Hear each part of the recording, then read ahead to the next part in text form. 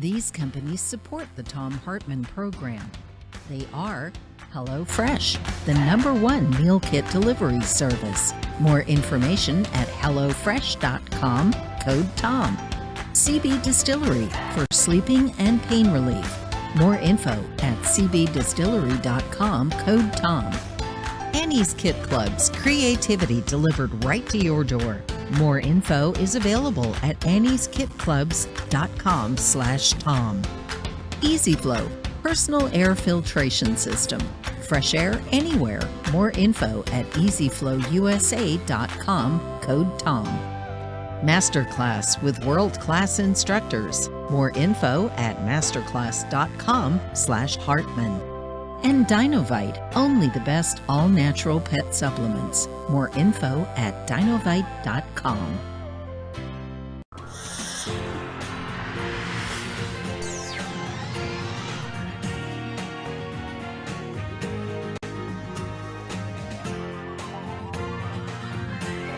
We say fight back!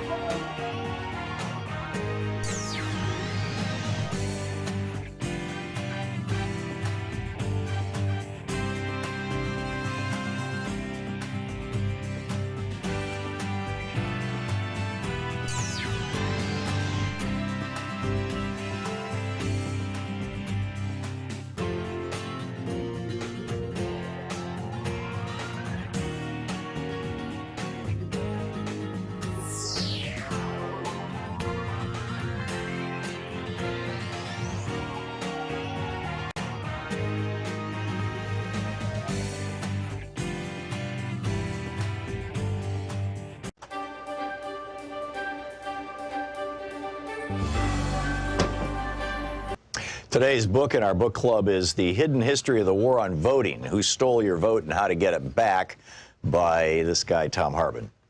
This is from chapter 1, or from the introduction, actually. In 2016, 6% of Americans who were eligible to vote nominated Donald Trump as the GOP's presidential candidate. It was 8% for Hillary Clinton on the Democratic side. Trump went on to be elected president by 26% of eligible voters. The modern American oligarchs have largely stayed in power using 3 simple elements: explicit and overt racism, massive disinformation campaigns, and voter suppression. No ideas, no push for better schools, hospitals, airports, roads, or bridges, or reform of our health, energy, or financial systems. No promise of more and better jobs. None of these staples of past presidential campaigns can be found in pretty much any Republican advertising today. Instead, the public Republican message is all about race, or the subset of race, religion. Muslim stands in for brown Arab in GOP speak, and immigration, aka brown people from south of our border, and socialism. Meanwhile, Republican secretaries of state across the nation are vigorously purging voters from the rolls. Over 17 million, more than 10% of America's active voters, in just the 2016-2018 period, according to NBC News. After the After the 5 Republican appointees on the U.S. Supreme Court gutted the Voting Rights Act in 2013, 14 GOP-controlled states moved within a year, some within days, to restrict access to the vote, particularly for communities of color, students, and retired people. In North Carolina, for example, 158 polling places were permanently closed in the 40 counties with the most African-American voters just before the 2016 election, leading to a 16% decline in African-American early voting in that state. An MIT study found that nationwide, Hispanic voters wait 150% longer in line than white voters, and black voters can expect to wait 200% longer in line to vote. In Indiana, then Governor Mike Pence's new rigorous voter ID law caused an 11.5% drop in African-American voting. Students are suing for their right to vote, and retired people who no longer drive but care passionately about their Social Security and Medicare are being turned away at the polls by the hundreds of thousands because their driver's licenses have expired. The obvious failure of 40-plus years of Reaganomics and GOP policies to maintain a functional middle class in America has been a problem for the modern GOP. In 1974, for example, the GOP had outright control of only 7 states. The message, elect us and we'll help the rich people, just didn't generally resonate with American voters. It's the reason why, outside of the fluke elections of 46 and 52, Democrats controlled the House of Representatives outright for 3 generations, from 1933 to 1996, and controlled the Senate for most of that time. Desperate to win the presidency for the GOP in 1968, Richard Nixon went so far as to commit treason by torpedoing a peace deal with President Lyndon Johnson that President Lyndon Johnson had worked out with the North and South Vietnamese. According to Abul Hassan Bani Sadr, then president of Iran, Ronald Reagan did the same thing by cutting a deal with Iran whereby they would hold on to the U.S. embassy hostages until after the 1980 presidential election, torpedoing Jimmy Carter's chances of re-election. But in 2000, the GOP changed tactics. After Reagan was almost busted for his part in Iran-Contra, he testified that he had forgotten about details of the program more than 80 times. His growing Alzheimer's spared him an indictment. They realized that getting busted for treason wasn't worth the risk. They needed a plan B, and it was deliciously simple.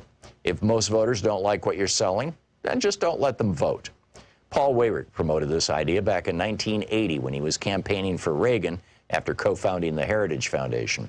And indeed, many Republican luminaries, such as William Rehnquist, who went from serving the GOP by standing in polling places and intimidating Hispanic and Native American voters in the 1960s, to becoming Chief Justice of the Supreme Court, rose up through the ranks by participating in Republican-run voter intimidation schemes. Voter suppression became the foundational go-to tactic for the GOP in 2000. Although the GOP attacked Democratic presidential nominee Al Gore with smear and innuendo, ridiculing him for helping write the legislation that created the modern internet, for example, the main thing that got George W. Bush into the White House was voter suppression. His brother, Florida Governor Jeb Bush, and Bush's Secretary of State, Katherine Harris, threw somewhere between 20,000 and 90,000 African-American voters off the rolls. They were able to get the vote close enough. The 5 Republican appointees to the Supreme Court functionally awarded Bush the presidency. The BBC covered this in 2001 in 2 major investigative reports that were seen all over the world, except on any American media. By 2016, the Republican Party had fine-tuned its voter suppression and intimidation systems to the point that they ran like well-oiled machines in nearly 30 states. Between the 2012 and 2016 presidential elections, for example, Ohio had purged more than 2 million voters from its rolls, the vast majority, more than 2 to 1, in heavily African-American and Hispanic counties. The 5 Republican appointees on the Supreme Court ruled in 2017 that they could keep it up. And other states have since adopted their new tactic of caging voters. The book, The Hidden History of the War on Voting, by me.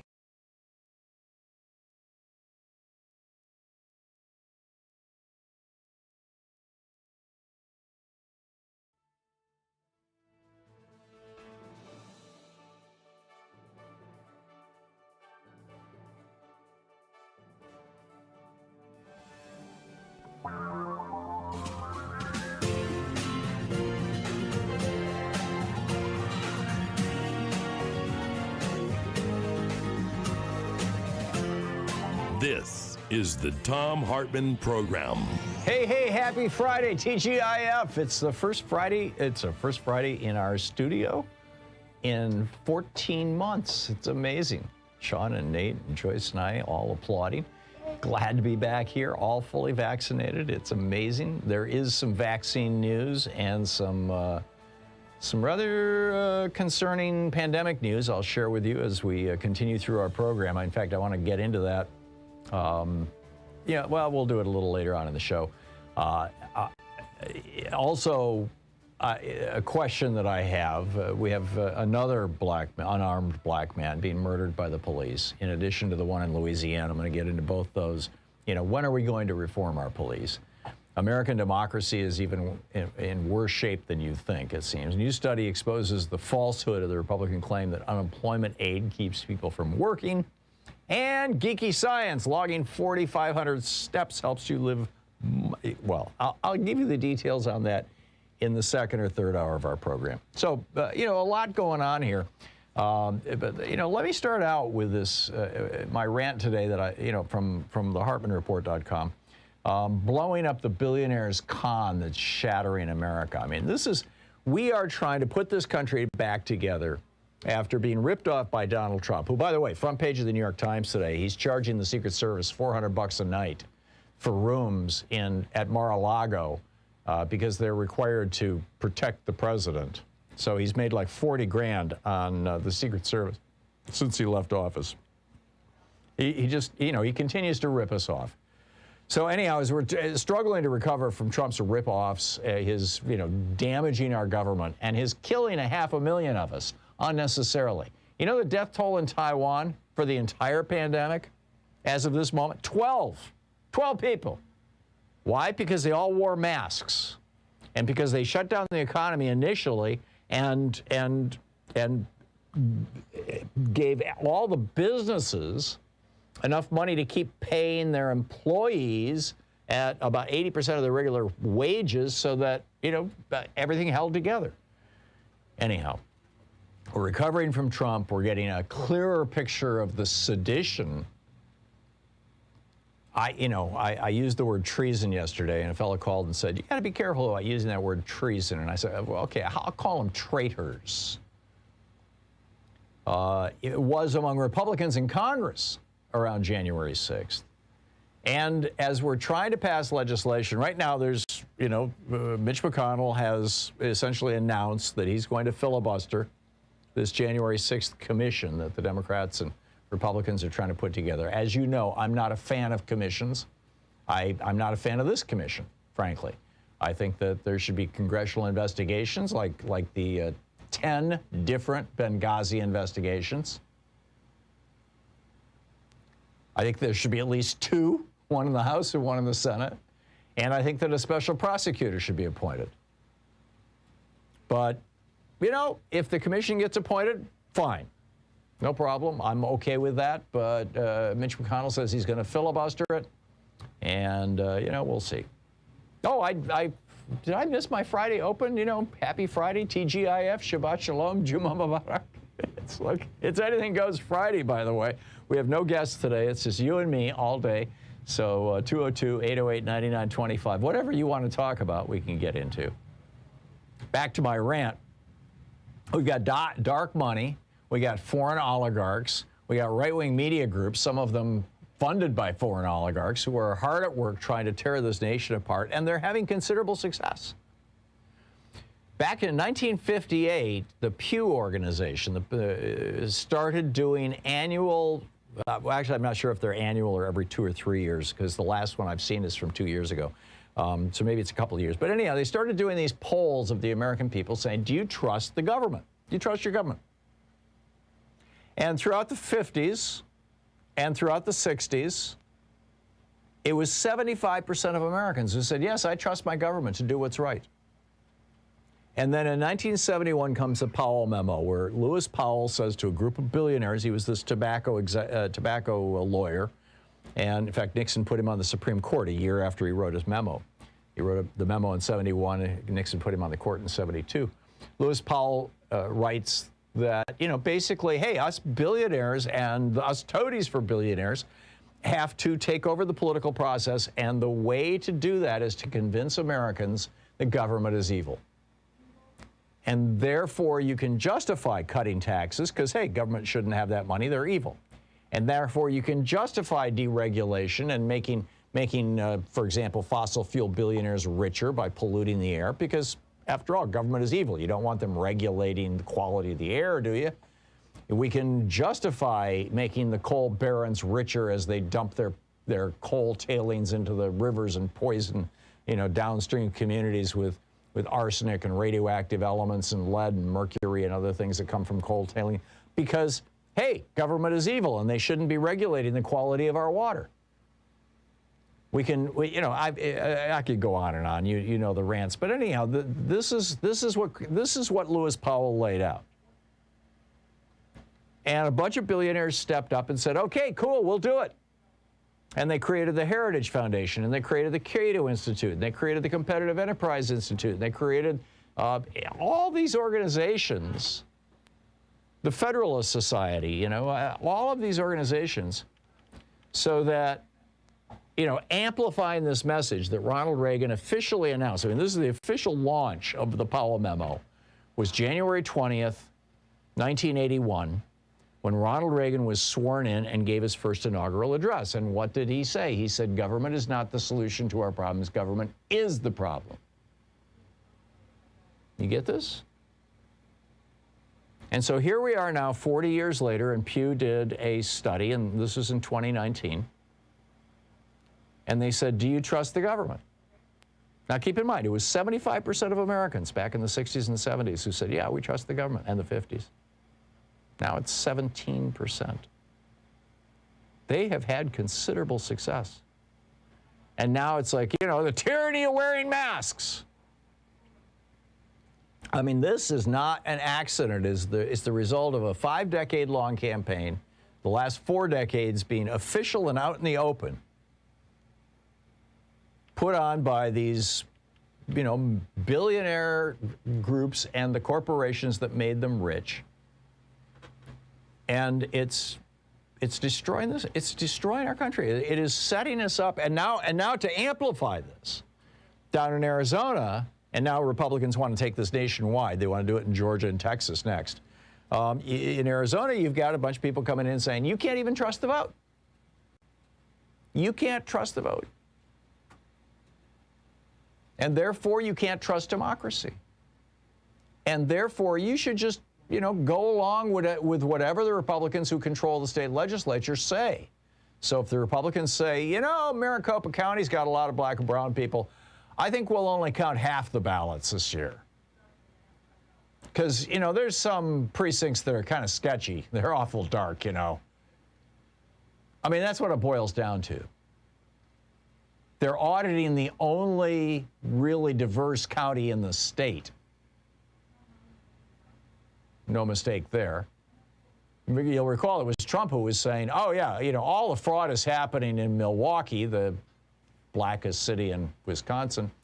In Detroit, the blackest city in Michigan. Well, maybe Flint, you know. I'm sure he'd have a burr under his tail about Flint, too, if it had enough people in it.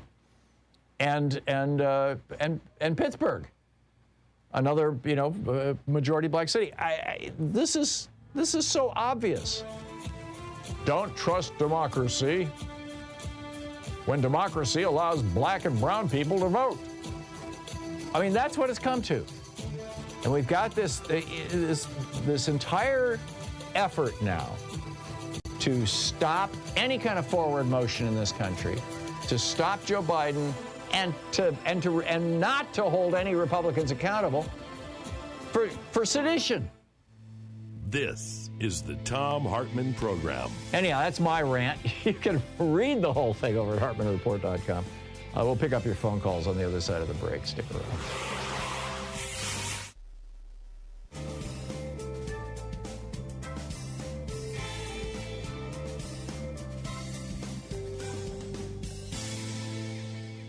And welcome back. Mike in Lomita, California. Hey, Mike, what's up?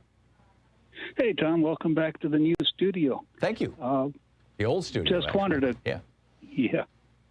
After 14 months, it had seemed new to me. Yeah, anyway, I just wanted to disagree with your comment that the other day that Lincoln was the first serious presidential candidate of the Republican Party, because my great-grandpap's late commander ran for president as the first Republican candidate in 1856. Fremont?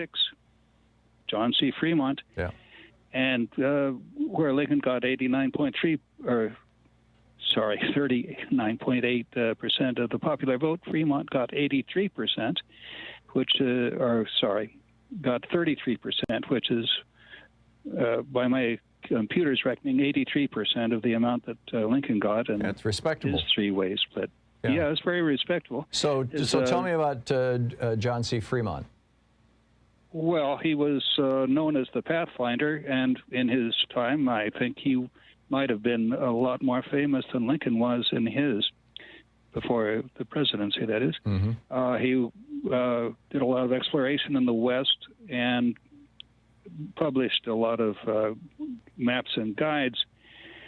Probably saved a great number of American settlers' lives by that expedient. You remember the Donner Party and how they got trapped in the snows of the Sierra Nevada and ended up doing cannibalism and all that sort of thing. Right. one of the reasons that they were so late getting across was that they trusted one of these guides from somebody who had not actually been in the country he was writing a guidebook to. And oh my. Yeah, so Fremont probably prevented a considerable number of additional deaths by giving people accurate maps. He was the commander of the West during the Civil War, the Union Army, and he is the first official I know of in the U.S. government to issue an actual Emancipation Proclamation 2 years ahead of Lincoln. That's what got him fired, by the way, because it was a little politically premature on his part. Yeah. Now, he was not a perfect individual, but he certainly was a notable one, and he was very serious in his time. I think there are more things named for Fremont in California than for Lincoln. Is that where the city's name came from? Beg pardon? There is a city called Fremont, California. I mean, there's one in Michigan, too, Fremont, Michigan. Were they named after him? I don't know about Michigan, but I'm sure everything in California with his name was named after him because he of was the amount he did to. Well, he helped put the California into the Union during the Mexican-American War, supporting Polk's adventure. Which Lincoln was strongly opposed to. Did Fremont and Lincoln get along? As far as I know, Lincoln was a congressman at the time, right. Representative. I don't know if they ever actually I think he was met a state representative or state senator, wasn't he? I didn't know he'd made it to the U.S. Congress. Who, Lincoln? Yeah. Yeah, he was in the U.S. House of Representatives when he made the speech announcing the Mexican War. Okay. Thank you. It's been too many years since I read Carl Sandburg's biography of him. And I'm not sure I actually carefully read that book. It might be more skimmed. Mike, thanks. Thanks for the information on John C. Fremont. That's fascinating. And, somebody who's remotely connected to your family. Mike, thanks a lot. We'll be right back. It's coming up on 20 minutes past the hour. Back in 1 minute after I read an ad over on the commercial side.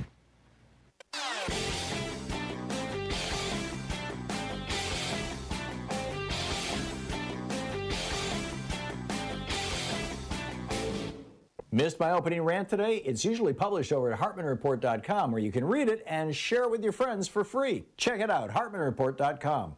So David Perry over at Medium.com put together a list of 38 reasons to investigate the Trump administration. Everything from the Russian influence over the 2016 election, to the Trump family's collusion with Russia, to Ivanka Trump's trademarks, to federal spending at Trump properties, to the civilians killed by Trump's drone strikes, to the Trump administration's role in turning the United States into the global epicenter for the COVID-19 pandemic. Yes, we are. Yes, it's grim. Their decision to sideline the CDC, politicizing mask wearing just to try to get himself reelected, the number of people who died because the White House kept PPE from blue states, from Democratic-led states, the contents of the Trump documents that Trump refused to release to the House Judiciary Committee and other committees, all the people who wouldn't speak, at all, ignoring subpoenas, violations of the Hatch Act, the deportation of COVID-positive immigrant families, illegal altering of records. Anyhow, there's a whole list. It's over at ThomHartmann.com. Check it out.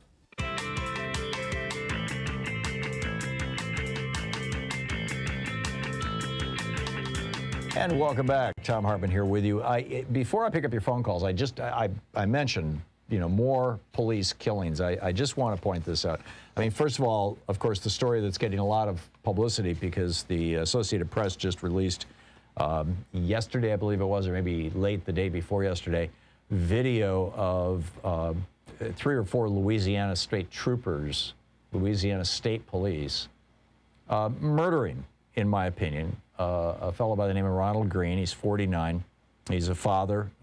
He was shouting, "I'm sorry, I'm scared, I'm your brother," as they were murdering him. I don't see how you could describe this in any other way. And this happened 2 years ago. And Louisiana State Police have been covering it up for 2 years. And there are calls, now there's a federal lawsuit, and there have been calls to, the troopers literally, they had so much blood all over their bodies, they were wiping themselves off with alcohol wipes. As one of them was saying, "Geez, I hope this guy doesn't have AIDS." And I mean, this is just crazy, right? It's just crazy. And he was, hogtied on the ground, and they still hit him with a stun gun and kicked him more before they dragged him. And when they did the autopsy, they found that he died of a heart attack. Gee, I wonder why. It's, his death was ruled accidental. He had an accidental heart attack after being nearly beaten to death. Well, he was beaten to death. And now we've got another guy. This is William Jeanette. This was in jail in Tennessee. This is last May. Again, the video just came out. 6 officers holding this guy down until he stops breathing and dies. He says, "I can't breathe." One of the officers yells back, "You shouldn't be able to breathe, you stupid expletive." Now, in this case, the medical examiner actually ruled the death a homicide, but it went before a grand jury. The grand jury said, black guy, white cops, no big deal. The Washington Post says neither the Lewisburg Police Department nor an attorney representing Marshall County, Tennessee, nor the 7 officers named in the case immediately responded to messages from the Washington Post early on Friday. Gee, I wonder why not. In the video, Jeanette yells as they're about to jump on, as they're starting to jump on him, he's yelling at one of the officers. There was a woman, a female officer. It appears that was her, but it's hard to say for sure. He yells, "Help me, they're going to kill me." Which, of course, is exactly what they did. When are we going to get control of this? When are we going to reform policing in this country? Anyhow, enough of my rants. Let's pick up yours. It is, after all, Anything Goes Friday. Chris in Littleton, Colorado. Hey, Chris, what's on your mind today? Yeah, hi, Tom. I just wanted to say if the people lose their right to vote, we lose all of our rights. And if Republicans can pick and choose who can vote, they can pick and choose who wins elections. Well, and they've been doing that for some considerable period of time, Chris, in states that have Republican controls. I mean, Brian Kemp, the only reason he's the governor of Georgia right now is because he threw a couple 100,000 people off the voting rolls before he ran against Stacey Abrams. Yeah, and we all need to support H.R. 1 for the People Act, the John Lewis Voting Rights Act, and we need to start campaigning for 2022 so we can vote these wannabe dictators out of office while we still can. Yeah. Well, I'm trying to keep an eye on this throughout the show. It'll be next week that I have a live monitor where I can just, see what's going on in the news while I'm on the air. But, during the breaks, I'm checking. And, there's supposed to be a vote. Chuck Schumer says he's going to bring this January 6th commission to a vote before the entire Senate. At that point, the Republicans will filibuster it, and there's 2 big questions that come out of this. The first is, will 10 Republican senators join all the Democrats and say, yes, we want this, which seems unlikely. I'm guessing they'll get 5 or 6. And then when it goes down in flames, the second question is, does Chuck Schumer at that point say, okay, let's have a vote on changing the Senate rules to eliminate the filibuster? And if he does say that, if this becomes that proverbial, straw that broke the camel's back, this is the thing that pushes them over the top. If that's enough of an issue, if Schumer thinks, because he's going to have to, this whole issue of the filibuster is going to require an issue to push it, right? And whether, H.R. 1, probably not enough of an issue because it's not, so obvious to everybody what it's all about. January 6th Commission, everybody in America understands what that is. All the Republicans understand what that is. So this is the point where we're going to find out if Joe Manchin and Kyrsten Sinema are going to stand up for a filibuster or not, or maybe. We'll see if Schumer does this. I am hoping he does. I'm hoping he tries to change the Senate rules if he doesn't get past this filibuster. But we'll see. But Chris, spot on, Sean. Spot on. So we'll be back with more of your calls in just a moment. It's Anything Goes Friday here on the Thom Hartmann Program, coming up on 28 minutes past the hour.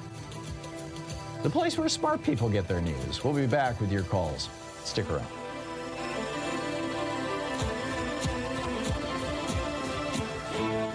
You're You're listening to the Thom Hartmann Program. Call 202-808-9925. It's the Thom Hartmann Program, fair and only slightly unbalanced. Back with your calls on Anything Goes Friday.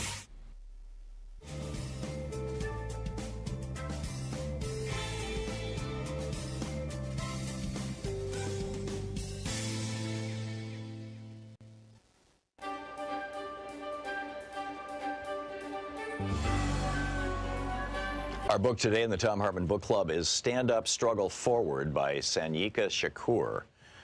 This is a book that was written back in the late 90s, but it's still very, very timely. This is from the second chapter titled Class Antagonisms Inside the Fundamental Contradiction of National Oppression. Having just passed the 19th and quickly approaching the 20th anniversary of the LA Rebellion, we should be reminded here of what Rodney King whimpered as he stood in front of a bank of microphones surrounded by class enemies and neo-colonial politicians. We should remember how he'd been dressed in that non-threatening cardigan sweater, white shirt, and black tie, how his hair had been tortured into submission by a jerry curl. We should reflect as well upon how timid and spooked he looked, and on how concerned and stern those who flanked him were as well. That was a Kodak moment. It was staged to foster an image of contrition and resignation, submission, a victim. Rodney King had been led to believe, through a bourgeois sense of reasoning, that the rebellion was really about him, that the reason new Africans and Mexicanos took to the streets of South Central was the result of his filmed beating. That, of course, is typical of mechanical bourgeois thinking. What it's not typical of, however, is someone from the hood. And this cuts both ways. No one in the hoods and barrios ever thought it was about Rodney King. We'd all seen the film over and over like everyone else, but that was par for the course. We'd always seen that, long before anybody caught it on tape. Actually, we'd experienced much more than that. Why, it's safe to say that the hoods had gone to war with each other in vicious waves of internal, intra-class combat for much less than that, though because of a general colonial mentality which prevents the challenging of bottom-up oppression, the same hood forces will not, in any systemic way, wage war on the pigs, or for freedom, land, and socialism. Rodney King alone and of his own accord would not have thought to hold a press conference to ask the asinine question in the form of a whimpering request, can't we just all get along? The fact of the matter is, we are getting along. New Africans and Mexicanos are getting along just fine. What we couldn't understand was why he was admonishing us for getting at the exploiters of our communities. The impression he gave, with his handler's hands up his back like a ventriloquist troll, was that a race riot was going on, as if we had all begun to kill each other or burn and rob each other's homes. His handlers compelled him to send up a false flag, a diversion.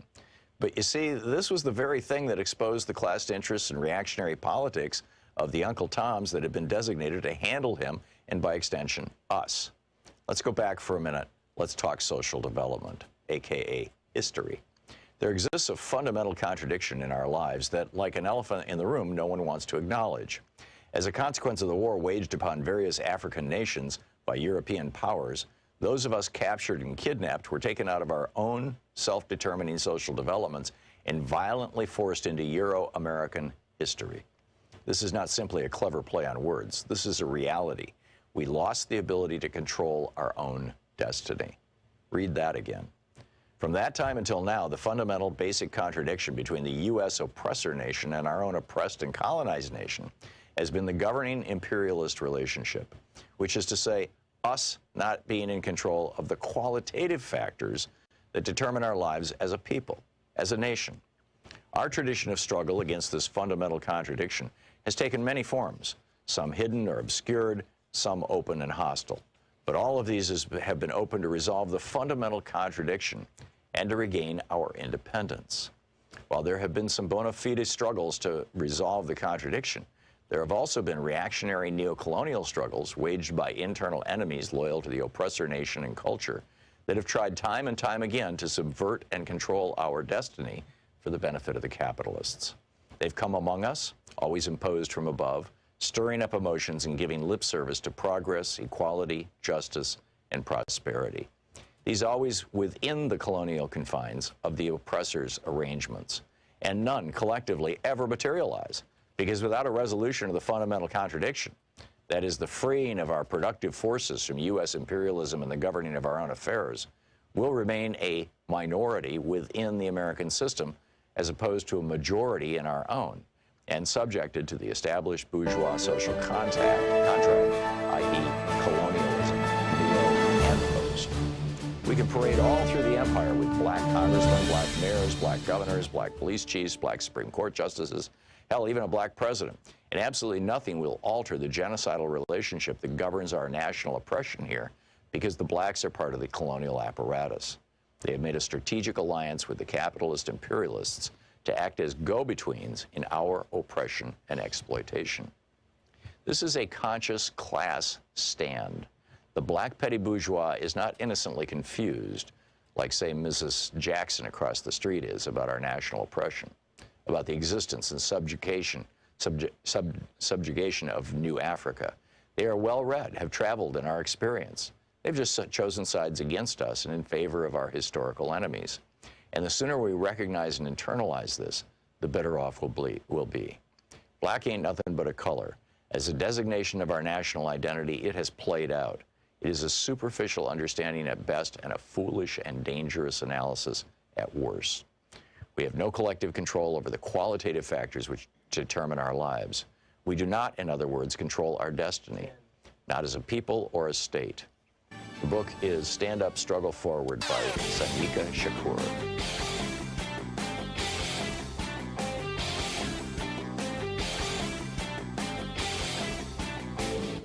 Missed my opening rant today? It's usually published over at HartmannReport.com, where you can read it and share it with your friends for free. Check it out, HartmannReport.com. So back in the day, and I mean back in the 1780s, David, literally. so I'm learning from David Bell. The convention was happening in Philadelphia in the summer of 1787. There was this debate about the quality of the vote, whether people who only landowners should be allowed to vote, stuff like that, and in order to ensure that well-informed people who really care about voting are the only ones voting. It didn't pass. It was rejected by the framers of the Constitutional Convention, this idea that only landowners should be allowed to vote. Never made it in the Constitution. But a variation on this is now being proposed in the Arizona legislature. And State Representative John Kavanaugh, who's the chair of the committee that's pushing this legislation, says the quality of the vote is important. We have to look at the quality of votes as well. I've got a new video all about this for the supporters of our program over at thomhartmann.com. Check it out.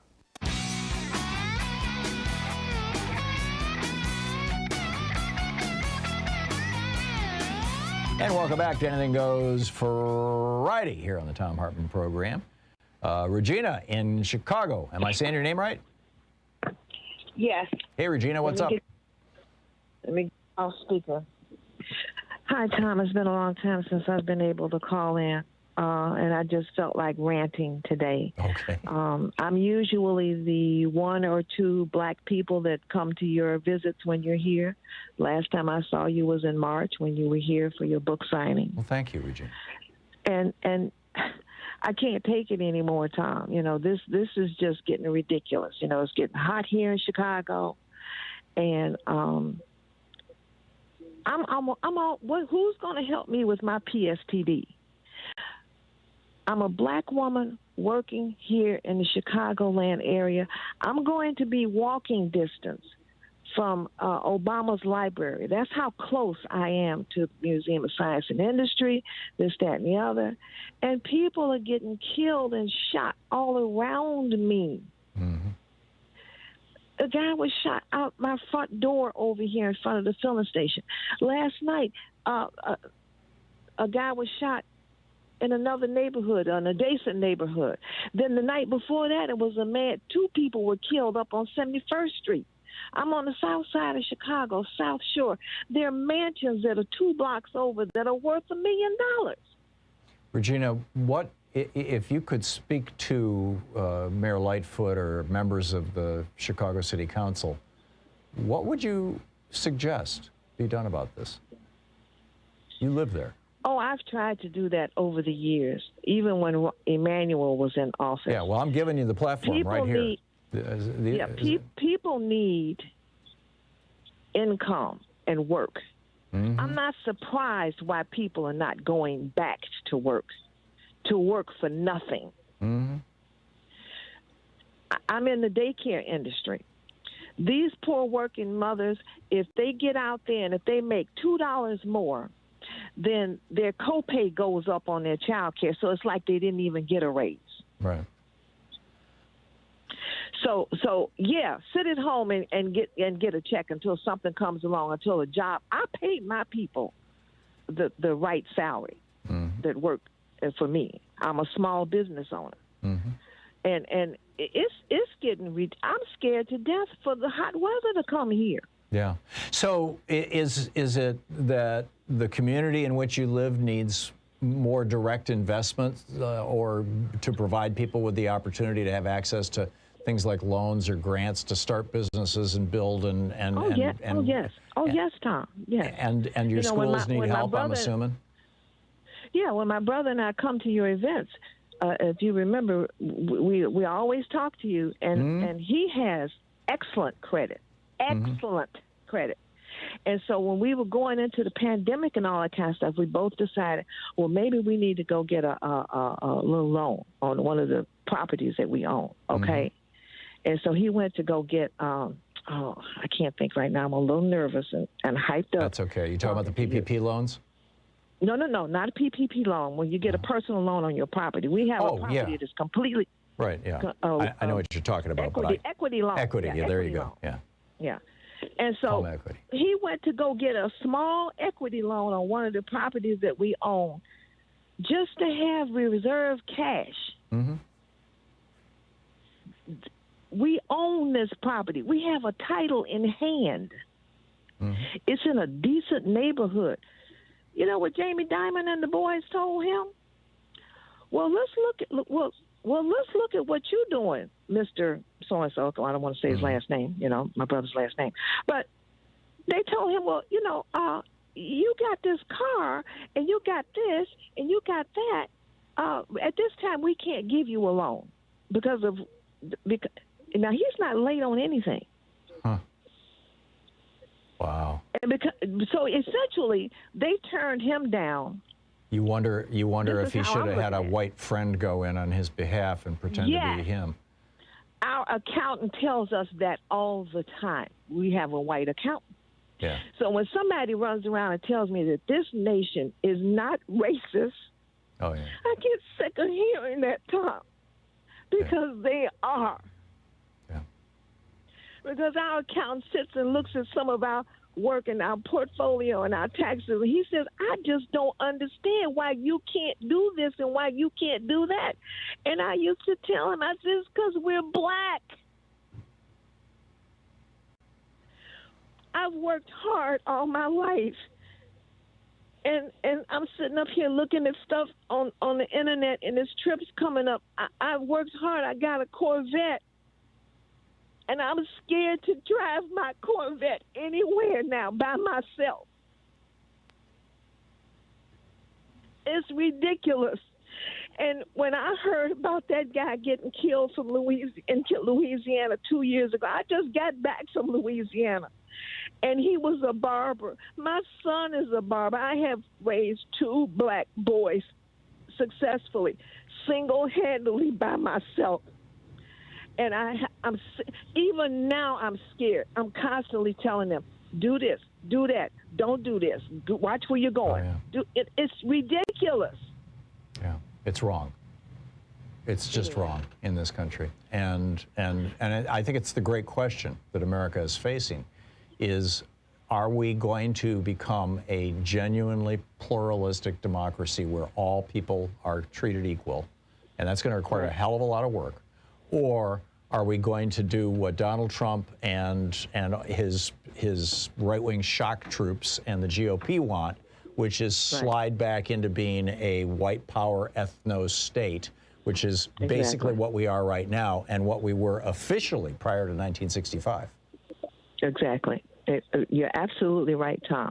I love you and you continuing to talk about this. And this is not rocket science, These people, we are in a racist nation and we're trying to be ruled by autocrats who that are fools. I always qualify, some of these fools Republicans, are complete idiots. You know, to think that people are going to continue to take this. Yeah. When was the last time you looked at two monkeys treated unfairly? No, animals don't do what people do. You know, exactly. It's just they don't. I implore you and your listeners to take a chance, go back and look at that. I think if you Google this, two monkeys treated unfairly, and it might protest. be in TED.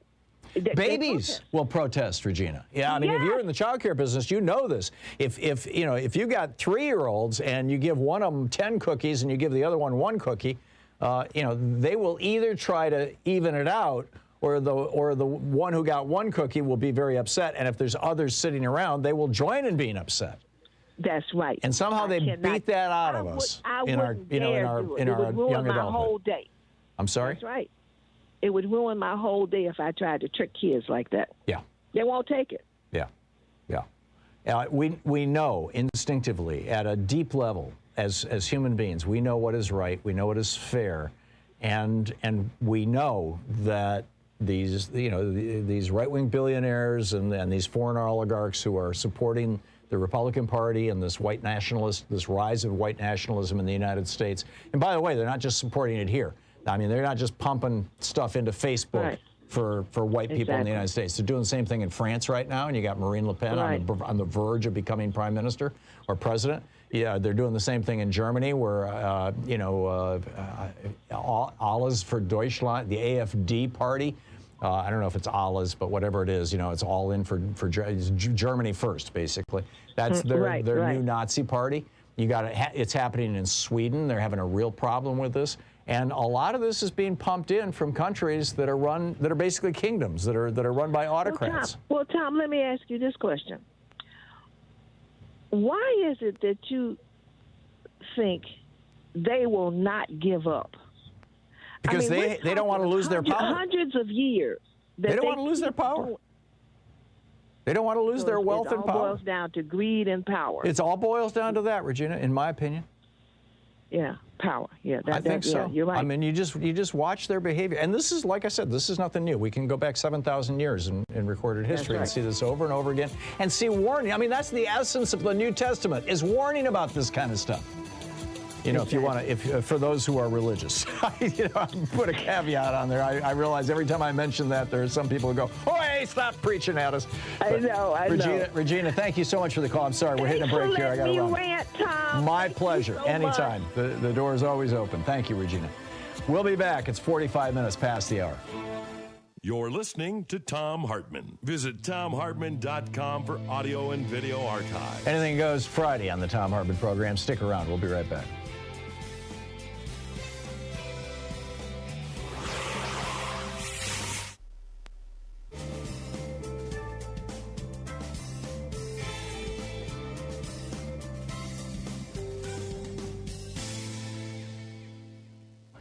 And welcome back.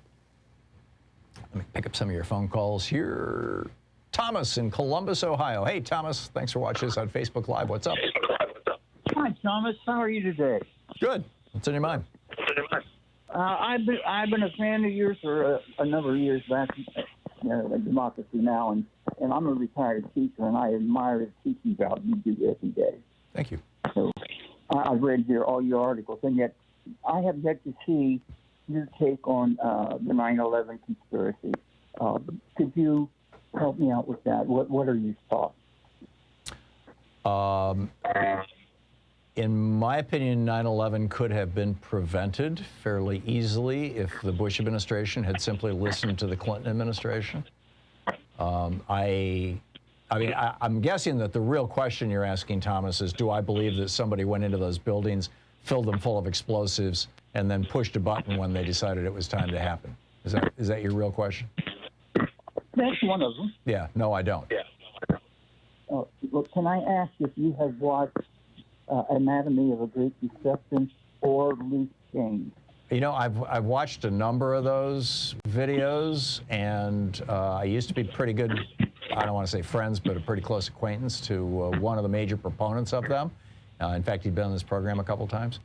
And yeah, you know, I am satisfied that if you fly a jet airplane filled with these are just taken off, filled with jet fuel, that it will generate enough heat to soften those metal beams enough that those buildings will come down, and they will come down the way that they came down, Thomas. And that's my opinion, and I'm sticking with it. Thanks a lot for the call.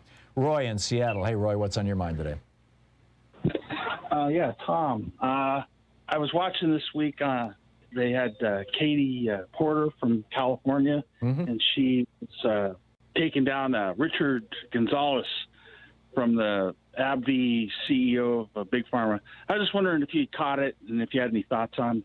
I saw the clip on YouTube. I mean, you know, Katie Porter is so good at this. She understands economics like nobody's business, and she gets these guys on, and she comes across as this kind of unassuming, you know, just like, you know, the sweet lady next door kind of thing. And then she just sticks a shiv in them. I mean, you know, she really. It was great. I was loving it. Yeah. Yeah. I'm a huge fan of Katie Porter. I mean, I don't know that if we've ever reached out to her to be on the program, but Sean is nodding that we have. But she is incredible. Yeah, and that's all I wanted to say for your listeners, that they check Katie Porter out. She's just one of the good ones. Yeah, it really is, and there's some great YouTubes out there, and you can find them on Twitter too. You know, the clips, of her just taking these guys apart. Go ahead. I just want to give one shout out to Jen Psaki too, the White House spokesperson. So yes, I think she was. Yeah, although I think the P is silent, isn't it? Isn't it Psaki? Psaki, is it? Yeah, okay. Pretty Psaki sure. Toomey. Yeah, there you go. But Jen Psaki is brilliant. She's announced she's going to leave at the end of the year.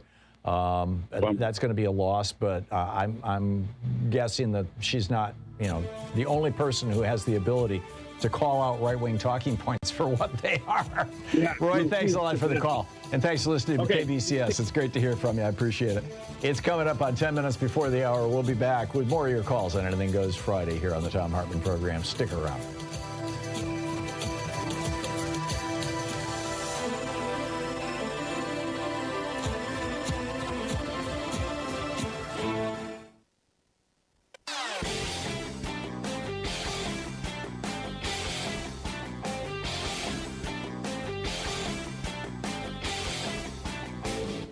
Missed my opening rant today? It's usually published over at HartmannReport.com, where you can read it and share it with your friends for free. Check it out, HartmannReport.com. So remember back in 2020 when in California, Uber and Lyft were pouring all kinds of money into Prop 22, which basically would allow them to continue claiming that their drivers weren't actually employers of Uber, they were actually contract workers. They were all independent small businesses, and therefore the company didn't have to pay for unemployment insurance, didn't have to pay for workman's compensation if somebody got injured, didn't have to offer them any health insurance. In fact, basically couldn't even do it. And there's a whole bunch of other benefits that are associated and protections that you actually get, state and federal protections that you get as an employee that you do not have available to you as a contractor. Well, it passed because of millions of dollars from Uber, and now the fallout is happening. Companies across California are starting to fire their workers and telling them, we'll hire you back. I give examples in our new video over at ThomHartmann.com.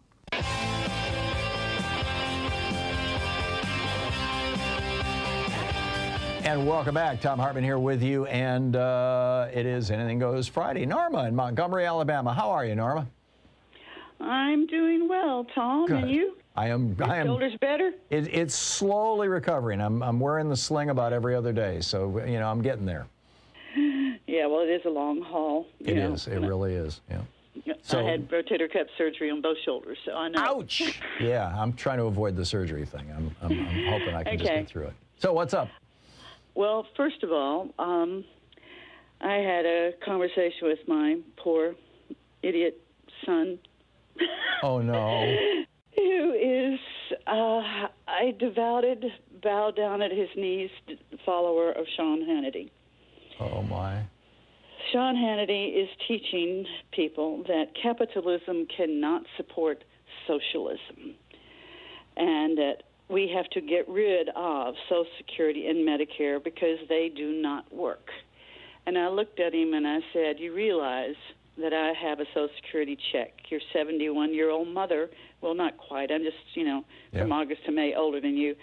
I said, you realize I live off of a Social Security check and that I have Medicare, and that if I had not had Medicare, when I fell in October, I would probably have lost this house. That my mother had Social Security and Medicare, and your father's mother had Social Security and Medicare. I said, the problem is that these corporations do not want to have any obligation whatsoever to an American employee, particularly these foreign ones. You take a look at just in communications. They all want contract employees. Mm-hmm. Well, here this town is 200,000. If 100,000 of them have a phone and they each pay a minimum of $100 a month, that is $10 million a month times 12, $120 million out of the city of Montgomery. Now multiply that times the country. Right. These people do not want to pay a living wage. They don't want to have any kind of benefits or responsibility to American citizens. In my opinion, they need to increase Social Security contributions for foreign investment groups and all international corporations. Because if they want the privilege of working here and taking our cash out of the country every month, they have to put something back in. But this teaching our people over the phone, over the radio and over television, that capitalism cannot support socialism it's horrible. That's what Sean Hannity's message is. Capitalism cannot support socialism. Yeah, it's the libertarian pitch that yes. Socialism has contaminated capitalism, and this kind of regulated capitalism with a social safety net that we poorly practice here in the United States and is well practiced in Scandinavia and moderately well practiced in the rest of Europe. That's a terrible thing, that will ultimately lead to Soviet gulags. And there's no evidence for it. I mean, it's a complete lie. And in fact, all of those countries have a better standard of living and a higher quality of life than we do. And at least the Scandinavian countries certainly do. And go ahead. Our people who live off of minimum wage will never be able to buy a home. And like you were talking about, passing a law that you have to be a homeowner to be able to vote. Our people will never be able to own a home. Right. And when they retire without anything, they will become homeless. This whole country will turn into a third world mess of wandering. Large parts of our country already are, Norma.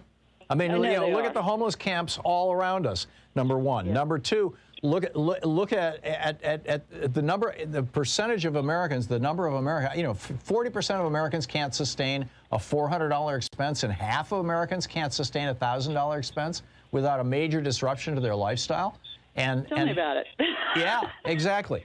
And this is not healthy. This is not healthy. We have the highest infant mortality rate in the developed world. The highest number of children who die, in and around the process of being born. We have the highest maternal death rate in the entire developed world. Women, mothers who die giving birth to children. These are not things that happen in first world countries. Go ahead. I'm living in the middle of it. Yes, you are in Alabama. I mean, the other comparison that we can make is red states to blue states. That high infant mortality rate is almost entirely limited to red states.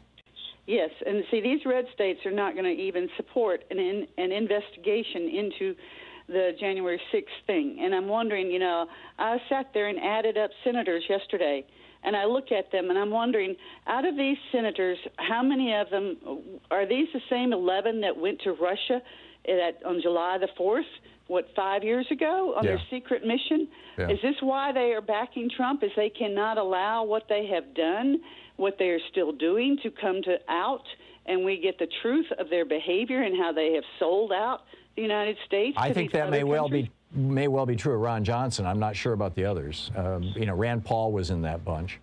And my Senator Shelby, who is retiring and not going to rerun, and so we will have Tommy Tuberville as a senior senator.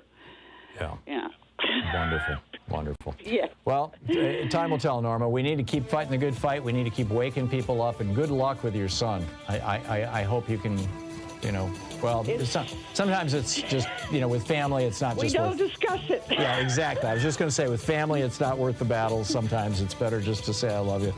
Norma, thank you for the call, and thank you for your wisdom all these years. It's great to hear from you. Thank you. It's coming up on the top of the hour here. We will continue with Anything Goes Friday right after this. You're listening to Thom Hartmann.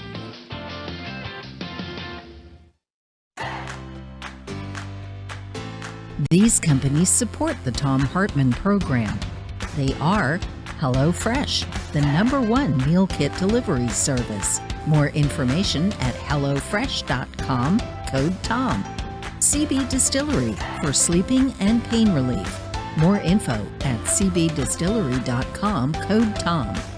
Annie's Kit Clubs, creativity delivered right to your door. More info is available at annieskitclubs.com/Tom. Easy Flow, personal air filtration system. Fresh air anywhere. More info at easyflowusa.com, code TOM. Masterclass with world-class instructors. More info at masterclass.com/Hartman. And Dinovite, only the best all-natural pet supplements. More info at dinovite.com.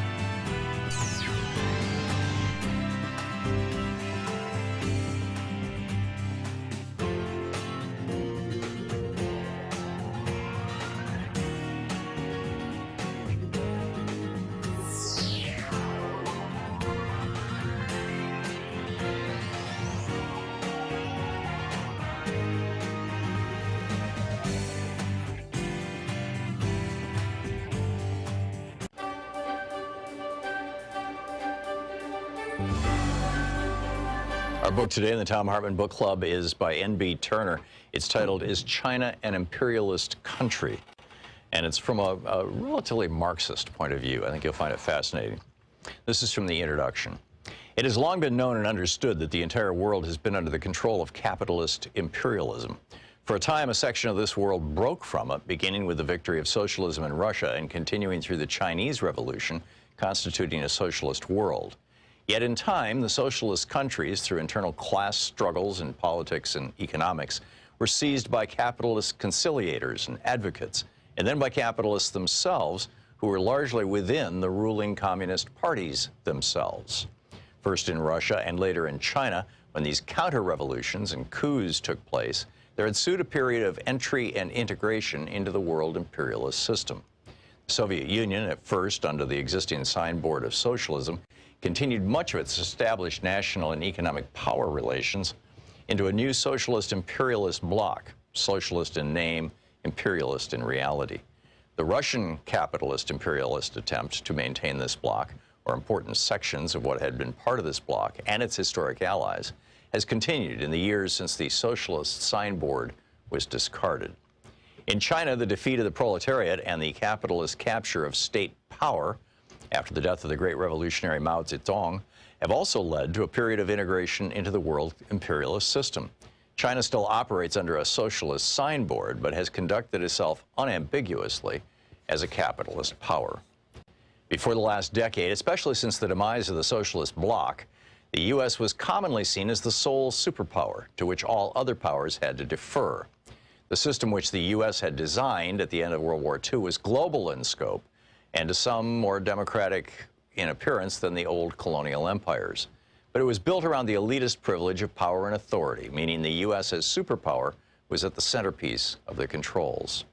But in the last decade, the imperialist world system is not what it used to be.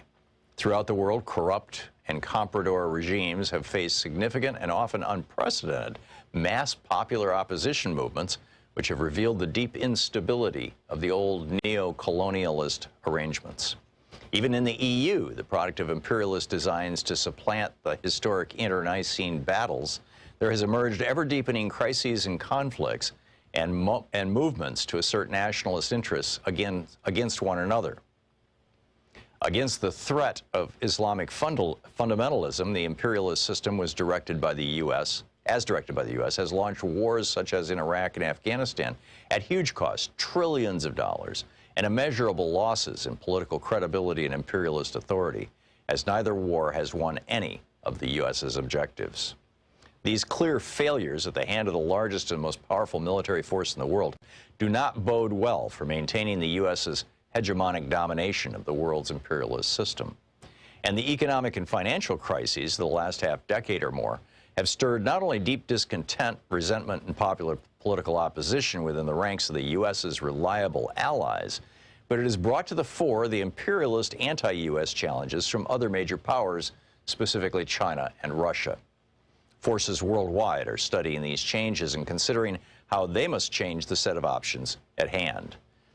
The all-too prevalent view that U.S. imperialism is so powerful, so dominant, and so capable of manipulating all manner of forces and bending them to its will has been, and continues to be, a dangerous twisting of reality.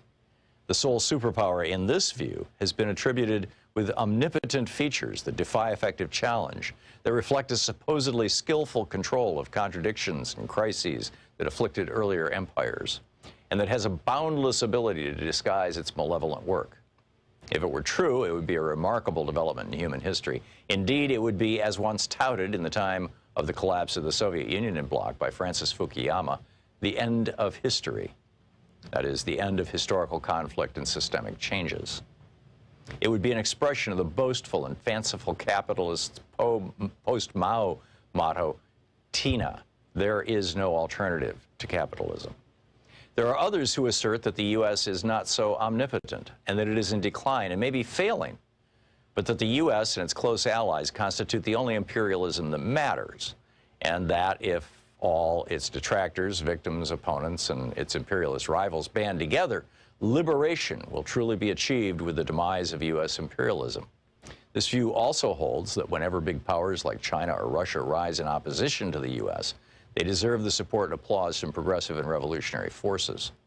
Holding this view are a variety of forces who cling to the notion that the Cold War division of the world is still extant, and that popular protests in recent years from Libya to Syria, Ukraine, and Venezuela, as well as Brazil and Turkey, Iran, even inside Western China, are all examples of U.S. meddling and desperate interference. This view holds that without such U.S. manipulation and interference and disruption, the people would, by and large, be happy or passive. This is by any measure an amazing claim, denying the existence of class contradictions and struggles within each of these countries, and making it appear that the conspiratorial powers of the U.S. to manipulate events are unparalleled in reach and effectiveness. In practical political terms, this view distorts the basic reality. Is China an imperialist country?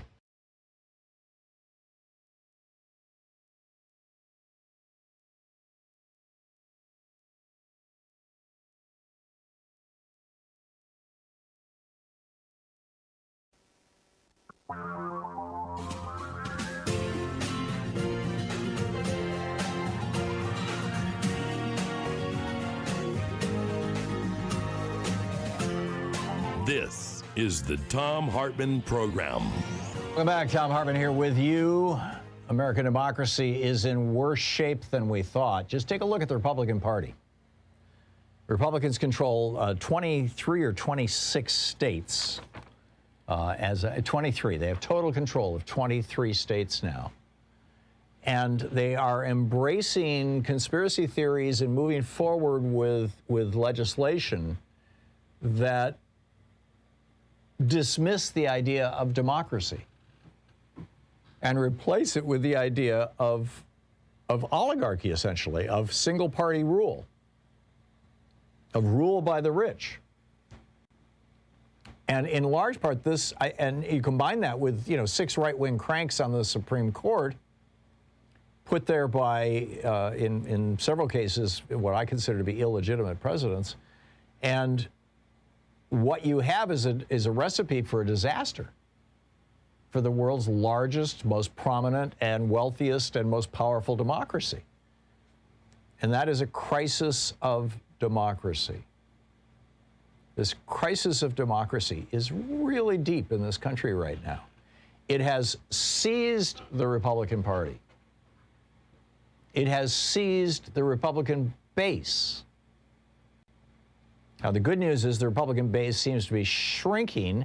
There was a study just published today out of Maricopa County, out of Arizona. But you know, looking at the actual votes that were reported, and what they found was about 75,000 people who voted for Trump in 2016 voted in 2020, but they didn't vote for Trump. They either voted for Biden or they voted down ticket for a whole bunch of Republicans, and they did not vote in the presidential race. In other words, 75,000 roughly people in Arizona, Republicans in Arizona, just decided enough. We've heard about his raping women. We've seen him corrupting our government. He's giving away federal monuments to mining companies. He's stripping our public lands. He's trying to destroy Social Security and Medicare. He's trying to gut Obamacare. He's trying to undo the regulations in banking, to prevent another 2008 Bush crash. He's giving away our secrets to foreign countries that may be hostile to us. He is sucking up to foreign oligarchs. He tried to get in bed with foreign oligarchs in Ukraine to steal the election. And again, after having gotten help from Russia in 2016 to steal that election. There were 75,000 Republicans in Arizona who said, nah, not going to vote for this guy again. And that's why he lost Arizona. It wasn't the Democratic surge. It was Republicans saying, don't like this guy. I guess that's good news and bad news. The good news is we understand what happened. The bad news is next time around, the candidate probably won't be Trump. It'll probably be somebody a whole lot slicker, and a whole lot smarter, and a whole lot more dedicated to real fascism rather than just, Trump being dedicated to a personality cult, essentially. But look at what happened in Texas. This is amazing. There's a new study out that was just recently published. This was it has not yet been peer reviewed, but it's in pre-publication. This is done by public health experts at the University of Kentucky. And they looked at Texas specifically because back in November, before people were being vaccinated, the governor, Greg Abbott, opened all the public schools in Texas. And all of them were supposed to be open for the fall semester at near full capacity. And the estimate that they came up with, looking at what happened as a consequence of that, and they were using cell phone data as well to watch people moving around and watch the change in Texas when the public schools opened in how mobile people became. And their estimate is that roughly as a result of this one single order by this one single governor in this one single state, Greg Abbott, the Republican governor of Texas, 43,000 Texans got COVID-19 and 800 of them died as a result of his order to open the schools before it was safe to open the schools. I mean, the Republican Party is being run by stupid. But it's not just that they keep getting these kind of Kevin McCarthy dim bulb politicians. And, I don't know enough about Greg Abbott to know if he's as frankly stupid as Kevin McCarthy. Kevin McCarthy is actually, just not that bright. I mean, I know people who know Kevin McCarthy. He's just not that bright.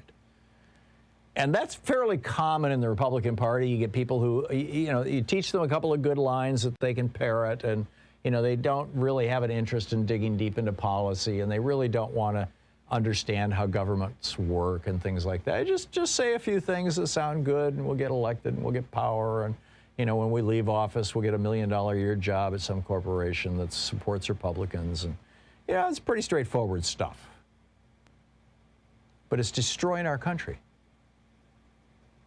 And then you've got these guys who are literally making millions of dollars a year, these right-wing talk show hosts, who are being subsidized. I mean, you know, Politico, Ken Vogel, the reporter, outed, this was back in 2015, as I recall. Politico did a story about how, you know, Limbaugh was getting, I think it was $2 million a year from the Heritage Foundation. Sean Hannity was getting $1 million a year from them. That, you know, these right-wing hosts were being subsidized by these giant right-wing foundations. Well, somebody's crossing your palm with $2 million a year. You think it might have some influence on what you put on the air and what you have to say? There is, by the way, no such thing on the left. This program gets not one penny from anybody other. I mean, on the commercial side, we have advertisers. But, you know, I'm not sucking up to them. You know, in fact, there are some advertisers that we simply won't carry. So, you know, it's pretty straightforward stuff, I think, that the Republican Party has become corrupted. American politics have become corrupted by big money, and that it was the Supreme Court that opened the door to that. After Lewis Powell got put on the Supreme Court in '72, the court in '76 and '78 legalized political bribery with their Buckley and Bellotti decisions. And that brought us an ocean, a tsunami of money into the Republican Party that floated Ronald Reagan into the White House in 1980. And then in 2010, the Supreme Court doubled down on and expanded Buckley and Bellotti.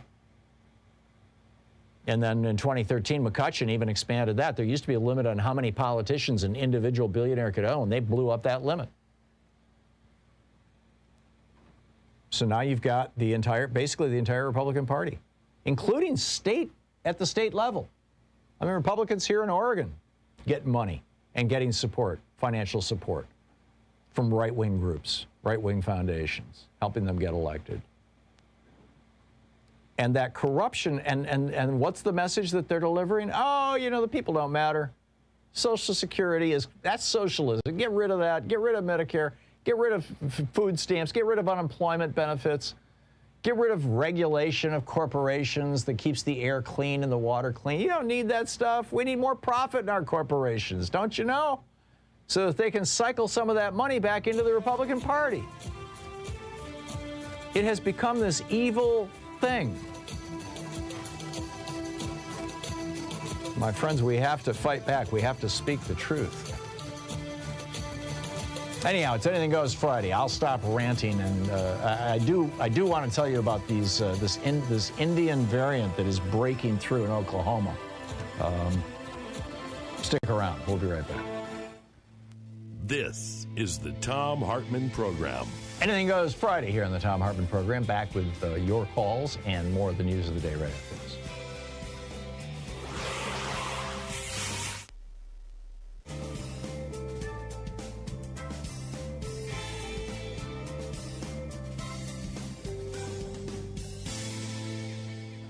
And welcome back. Ed in Chicago. Hey, Ed, what's on your mind today? Hey, Tom. Well, briefly, I want to say how much further along our economy be for everybody if we as a nation embrace people like your caller, Regina. I agree. But what I wanted to ask you about is if you would perform an exorcism on Dick Durbin, because I think the ghost of Neville Chamberlain has taken over his body. Oh, no, what happened? Yesterday on Morning Joe, and I watched this twice to make sure I got it right. He was asked if the Democrats in the Senate would form their own commission for January 6th, and his response was, it would be a major undertaking to the exclusion of all other things we need to do to get the country moving. And my jaw literally dropped when he said that, because that's just like saying we can't walk and chew gum at the same time. But hang on just a second, Ed. There's a difference between a commission and a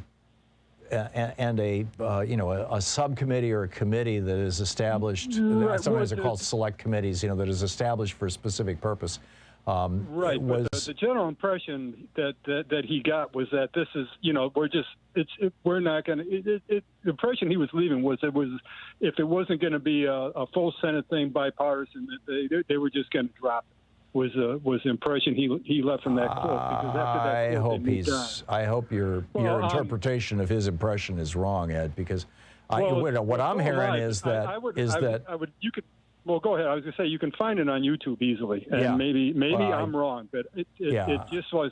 It was not what I expected to hear from the number 2 in the Senate. Yeah. I expected him to come out guns blazing, and instead there was this milquetoast response. Dick Durbin has never pretended to be Bernie Sanders. I mean, or Alexandria Ocasio-Cortez, or even Sherrod Brown. But he's generally a good guy. And I agree. What I'm hearing, and maybe this is wrong, but what I'm hearing is that if Mitch McConnell successfully filibusters this commission, that Chuck Schumer in the Senate and Nancy Pelosi in the House are going to name special investigative committees to look into January 6th and the circumstances surrounding them. And that may well be the Republicans' worst nightmare. It may be a hell of a lot worse for them than the January 6th commission. Hope is. Yeah. That's what my hope is. And I agree. Dick Durbin is generally, I like him.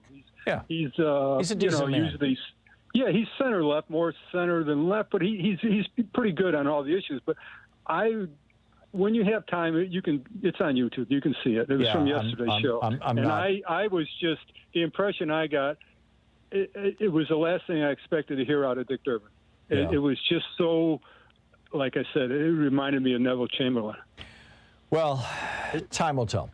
We will know. We will know by the end of next week, and maybe by Monday, how this is going to play out. I don't know if the Senate is in session today or if they've adjourned for the day. I was expecting that that the filibuster on the January 6th commission would have commenced today, but I'm not finding any reporting on it. And they have been taking Fridays off for a long, long time. So my guess is we're going to find out about this on Monday. But Ed, I hope I'm overreacting. I hope you are too. But I don't think so. Okay.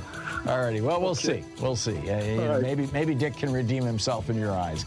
Ed, thanks a lot for the call. It's great to hear from you. Coming up on 20 minutes past the hour, I will be back with you in 1 minute, right after I read an ad for Masterclass on the other side, on the commercial side of our show. We'll be right back.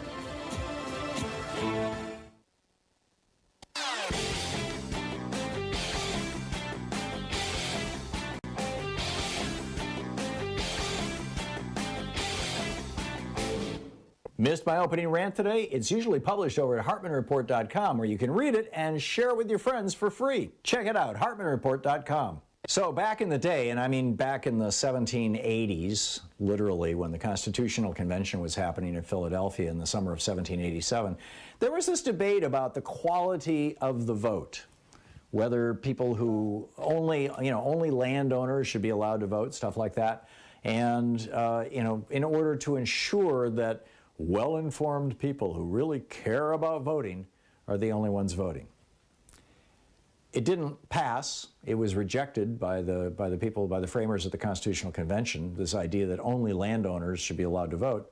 Never made it in the Constitution. But a variation on this is now being proposed in the Arizona legislature. And State Representative John Kavanaugh, who's the chair of the committee that's pushing this legislation, says the quality of the vote is important. We have to look at the quality of votes as well. I've got a new video all about this for the supporters of our program over at thomhartmann.com. Check it out.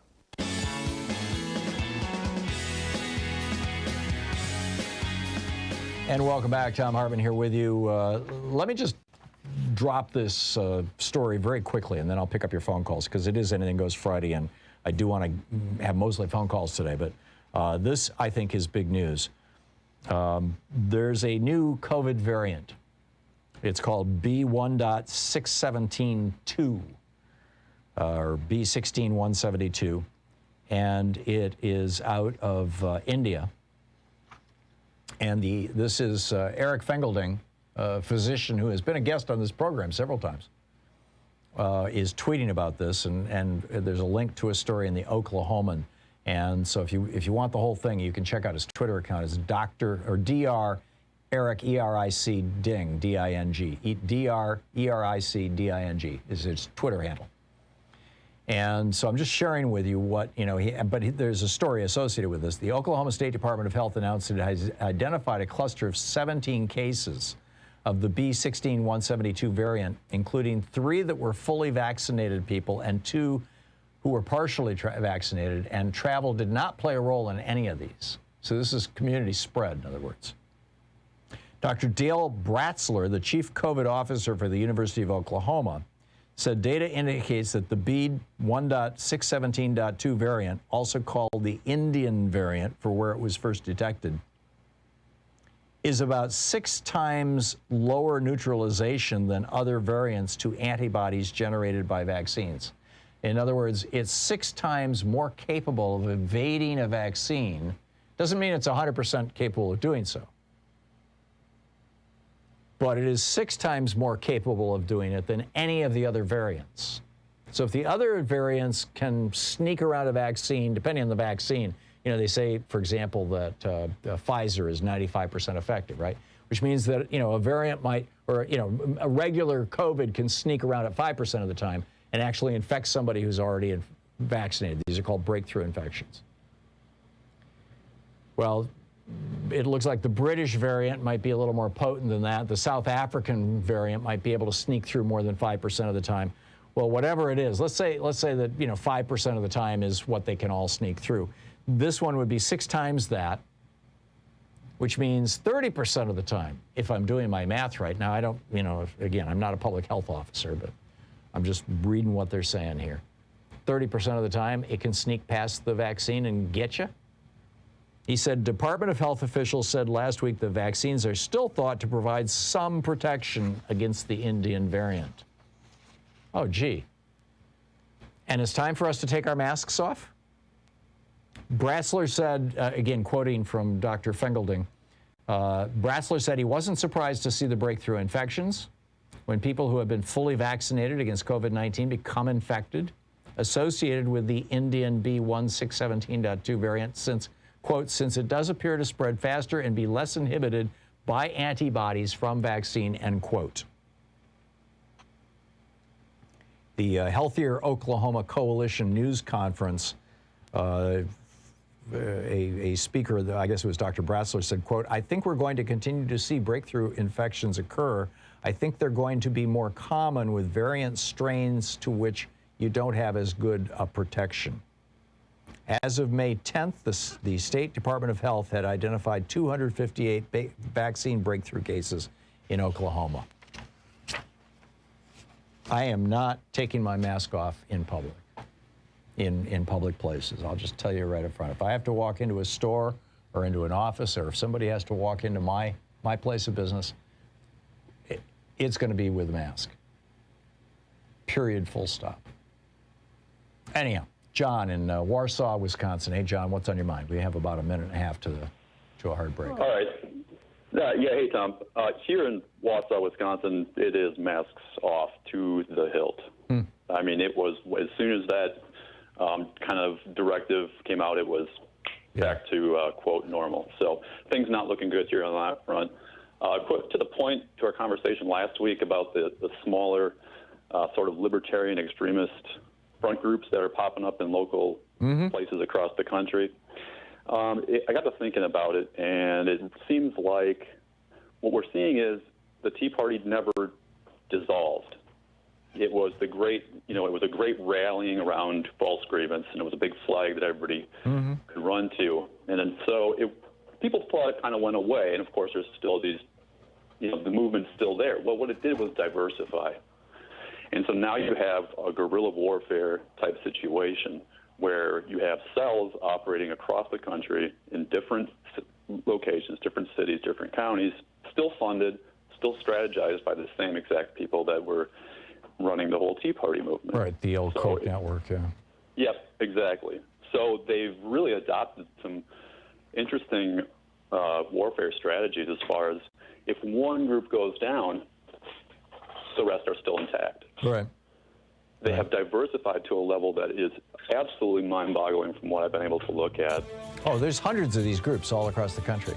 And, you know, not only do they have, you know, think tanks in every single state, these so-called state policy centers, then they have lobbying groups in every state, and then they've got ALEC, you know, operating in, I mean, it's just, it's insane, John, how extensively these right-wing billionaires have gotten their claws into our democracy.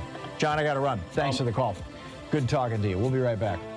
You're listening to the Thom Hartmann Program. Call 202-808-9925. We'll be back right after this break here at the bottom of the hour with your calls on Anything Goes Friday.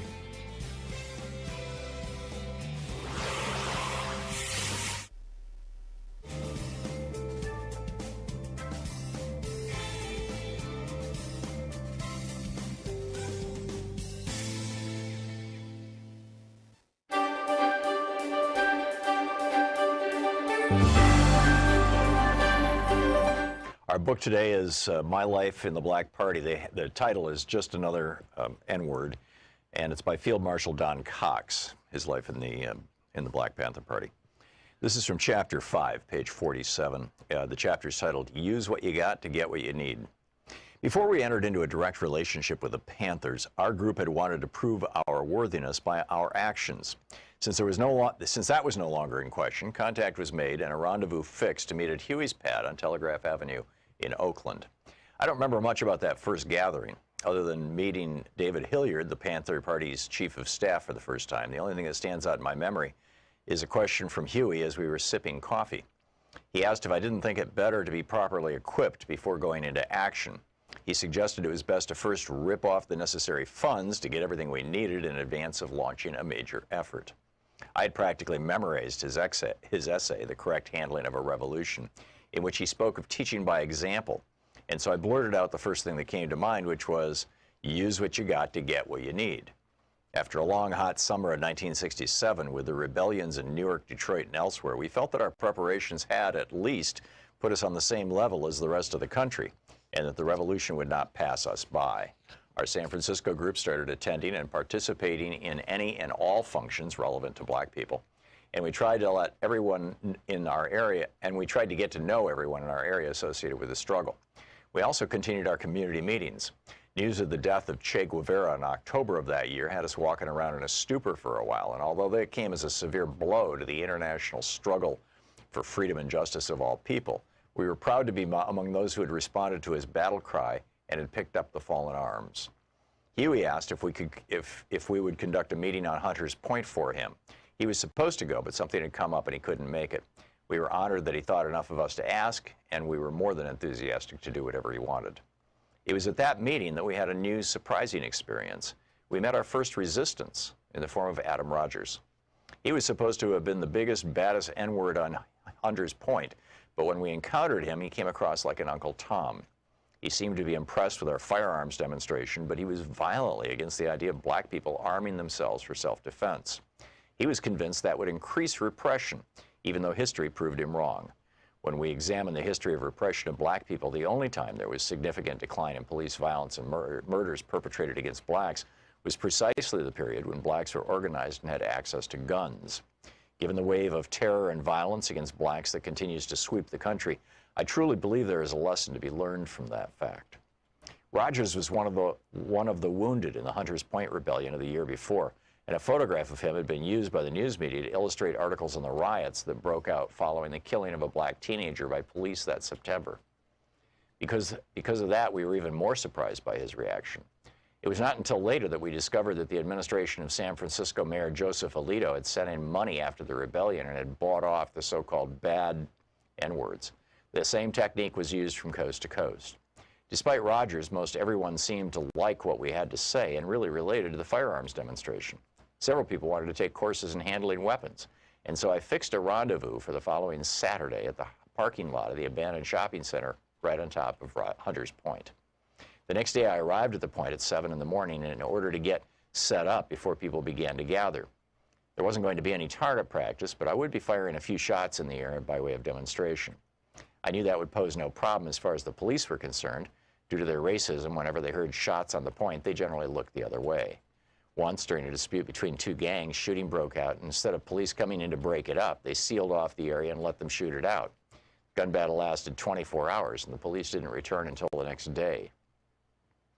At around 8 o'clock, I saw David Hilliard's car driving up, which I found surprising because we had only seen each other a couple of times before. As the car approached, I recognized Emory Douglas and George Murray. Everyone had strange looks on their faces that made it clear that something was wrong. Damn, Huey had been shot and captured. He had shown up at David's wounded and bleeding heavily. There was real concern for his life, so David drove him to the hospital and left him on the steps, then drove straight to San Francisco to find me. He said Huey had asked him to ask me to help out in the aftermath, specifically dealing with the passenger who had been in Huey's car at the time of the shootout with Officer John Frey of the Oakland Police, who'd been killed. There was also the problem of the guns Huey had stockpiled. I'll never understand why David didn't just bring the guns with him, but he hadn't, and I was obliged to go back into the area, get everything, and get back out safely. That might sound easy, but the shootout had occurred less than 3 hours before, and there was one policeman dead and one seriously wounded, so it was hot over in Oakland, to say the least. There was no time to go by the house and unload the guns I had on hand for the training, so I followed David back to Oakland with a trunk full of weapons. David took me into the backyard of a house that had a lot of weeds and a stack of old lumber in which he had stashed the gun. In his state of excitement, he couldn't remember exactly where the pistol was, and while we were looking, an elderly black woman came out of the house next door and asked what we were doing. David kept searching and didn't look up. She then said, "If you don't come out of there, I'm going to call the police." I began to panic and told David to say something to the woman. When he rose up, she recognized him and calmed down. This was David's house, and she was his neighbor. On the one hand, I was relieved, but on the other, if the police were looking for the passenger who'd been with Huey, it was certain they wouldn't miss David's house, as both were known Panthers. Finally, he found the gun, and it continues from there.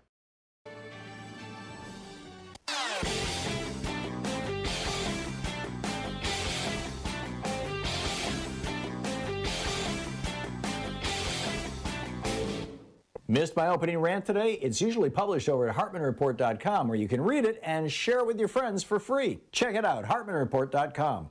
You know, there's so much news coming out of the Trump administration, so much corruption, so many crimes. Oh, you know, now they're letting people kill endangered species. Now they're selling off, you know, the Arctic National Wildlife Preserve, refuge rather, to big oil companies. Oh, now they're they're authorizing pesticides that we know cause birth defects and damage to children. It's just, you know, step after step after step that it's so easy to forget that back in July of 2020, it was reported that Jared Kushner and Mike Pence's nephew, John Pence, created a couple of LLCs, American-Made Media Consultants Corporation, that took $617 million of Trump campaign cash, and nobody knows where it went. I'm telling you, these guys are professional grifters. We need to keep an eye on it. There's a whole rant about it over at ThomHartmann.com for supporters of our program.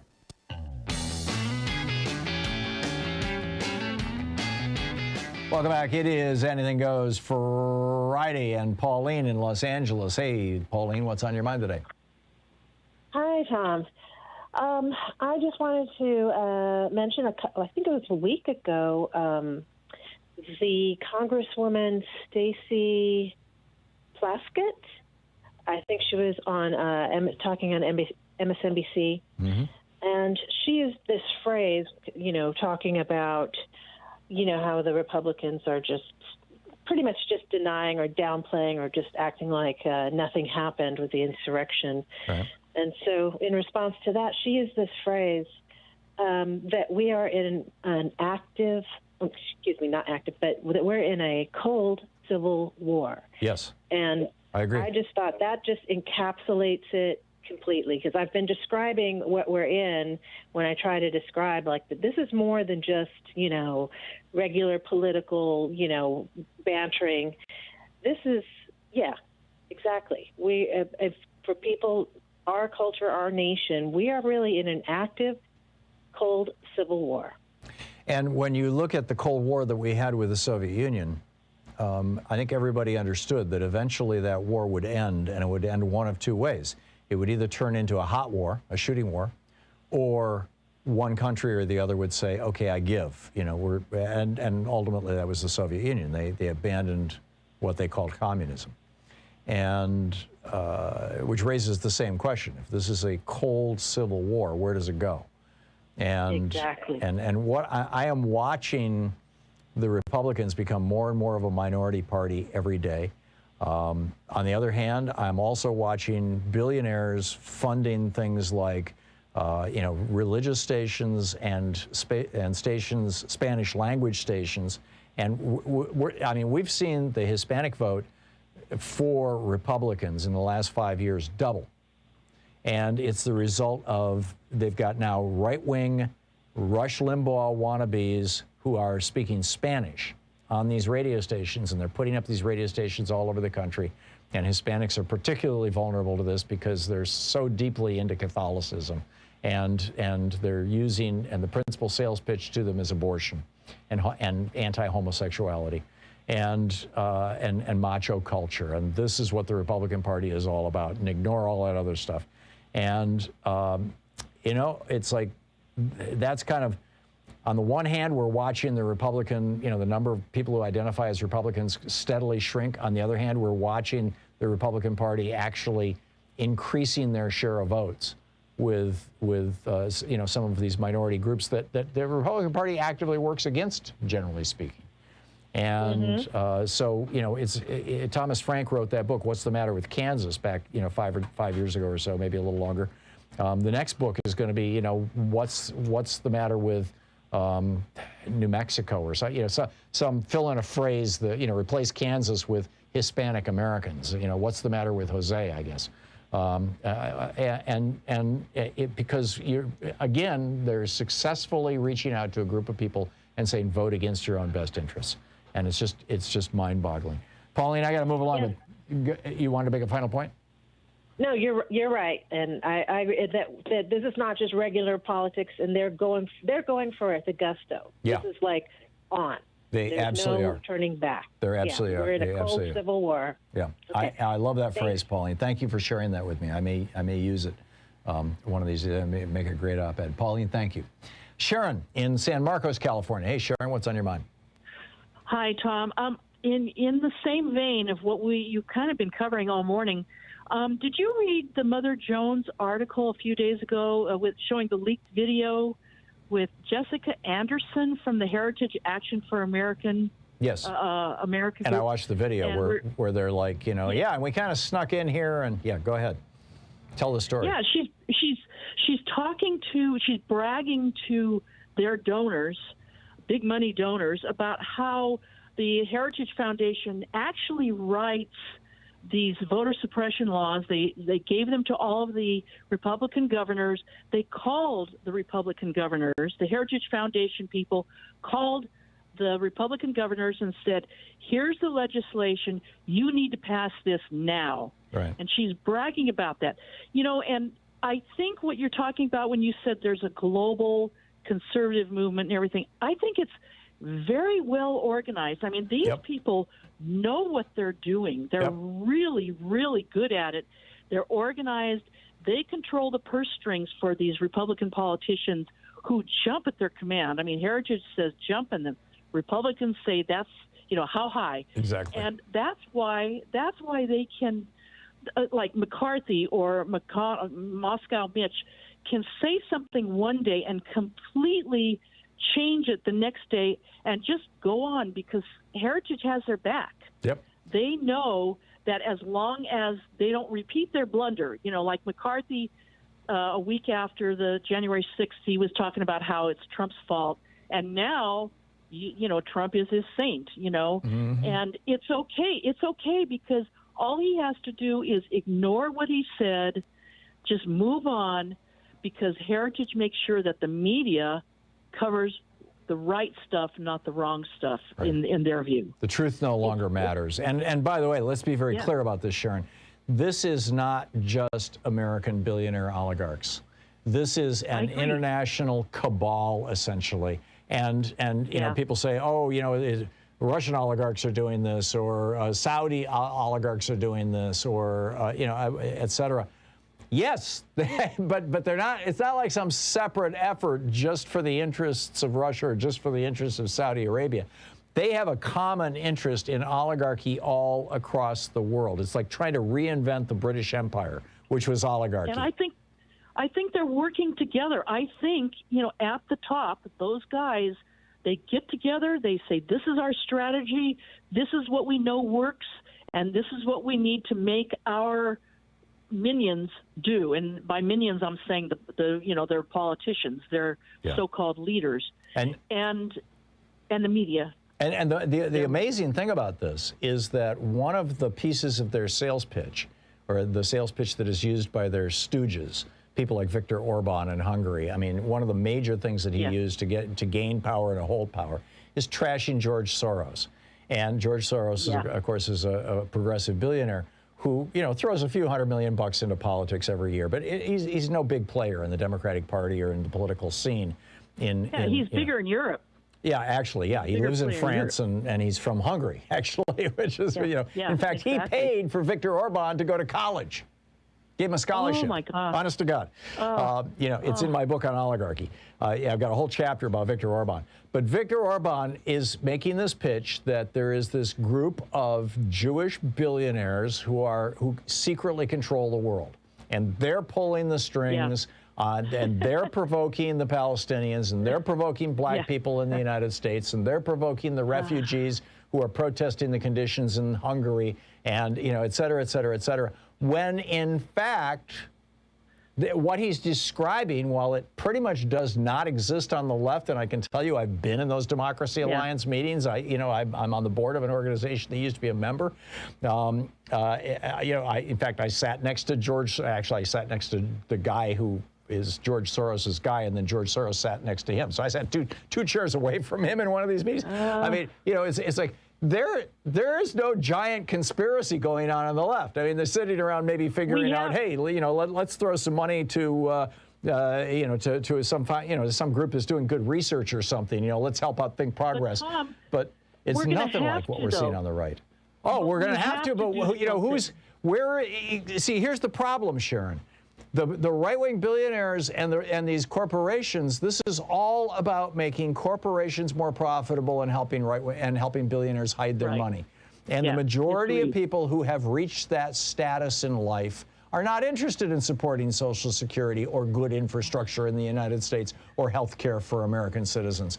They're not interested in supporting that for Europeans. They have been successful over the last 30, 40 years since Maggie Thatcher started this process in the UK in 1978 in getting European country after European country after European country to actually cut back on their social safety nets, to impose austerity.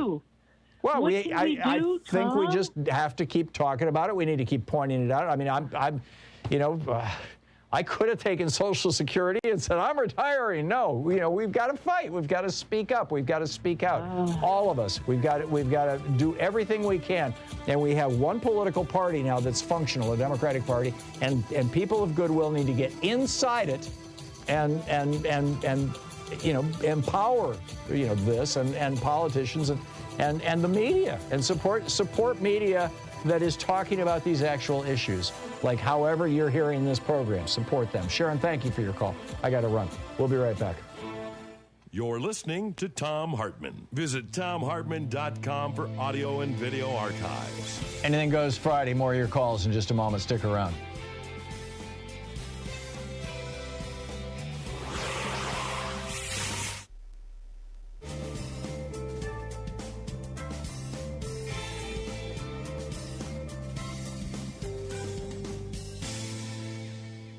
And welcome back. Mick in Seattle. Hey, Mick, what's on your mind today? Hello, Tom. What's on my mind today is peace, because it doesn't get a lot of airtime anymore. Okay. And we've made attempts at it in the past in our history with the League of Nations, peace treaties, and the like. Yeah, and yes, and that's where I'm going with this. My point is to ask you the question, what is your view on world government, and how, if we don't get it now, when? Because right now we have seen things that have brought us together in one party, which is the world community, that's hopefully going to deal with global warming, hopefully going to deal with conflict resolution, hopefully going to deal with vaccines and everyone getting them equitably and equally. Hopefully, we get somebody that actually will speak up for the people of the world, not governments and their despotic rulers. We need people who really have ideas about change. And I want to hear your views about that. I get what you're saying, Mick, and I am all in favor of people who want to see change and, progressive activity. I am opposed to world government, and here's why. I actually thought, world government would be a great idea. We need to empower the UN. Much of my life, or at least in my, through my teens and 20s, I was convinced that this was the way to go. And then in 1988, I moved to Germany for a year. Louise and I sold a business, or 87 actually. We sold a business and we retired and we lived there for a year. And I read The Rise and Fall of the Third Reich by William Scherer. I got to know several Nazis, actual still Nazis, others who were old Nazis, ex-Nazis, others who were victims of the Nazis. Two of my closest friends when I lived in Germany had been members of the Hitler Youth and had repudiated it. One had repudiated it, the other was still kind of on the fence. It was a shocking experience for me. But the most shocking thing that I learned when I really started digging into this was that what Hitler was telling the German people he was going to do, what Germany was destined to do, and he was building a Vatican's kind of structure in a little city called Wewelsburg in northwest Germany to be the center of government for the world. The goal of the Third Reich was to usher in 1,000 years of peace worldwide, and that worldwide government would be controlled by Adolf Hitler. And he damn near got there. I mean, he in 6-7 years took almost all of Europe. Damn near got Russia. If he had invaded Russia a year later, this might be a very different world right now. And so, when people talk about one entity being in charge, they had these debates during the Constitutional Convention, and James Madison did a great job of recording them. And what they decided was you want to break power into as many pieces as possible. You want to have the federal government broken into several pieces, and then you want to have the states each have their own independent power, and then within the states you want to have them broken into pieces, all the way down to the local ward. And the more you can decentralize power, the less likely you are to see the rise of somebody like King George III, which is what they were opposed to. Am I making sense, Mick? Sense, because you've left out greed, corruption, and the fact that Mondragon and other worker cooperatives work. Oh, they do, but Mondragon is not trying to run the world. It's an an economic example. Right. Mick, I got to run. Thank you for the call. We'll be right back.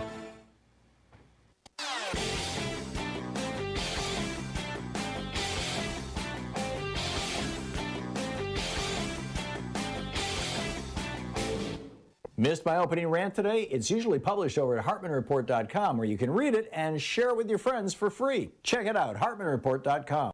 Ask a boomer what it was like going to college back in the 60s and 70s and whether they had to go into debt to do it. And odds are they'll tell you that they not only didn't have to go into debt, in fact, college was free in California until Ronald Reagan became governor. Not only did they not have to go into debt, but you could pretty much work your way through college just with a part-time job. That is very much no longer the case. Only 8% of millennials and Gen Xers have never had a student loan. This is a crushing burden on these two generations, and it's time to clean it up. And when Americans were asked, what do you think? Should we just wipe the slate clean? Should we get rid of all this student debt? 60% of Americans said yes. And then, of course, the corollary to that would be, and then let's make college free, at least state colleges and community colleges. There's a whole video about this over at thomhartmann.com for supporters of our program. You can check it out there.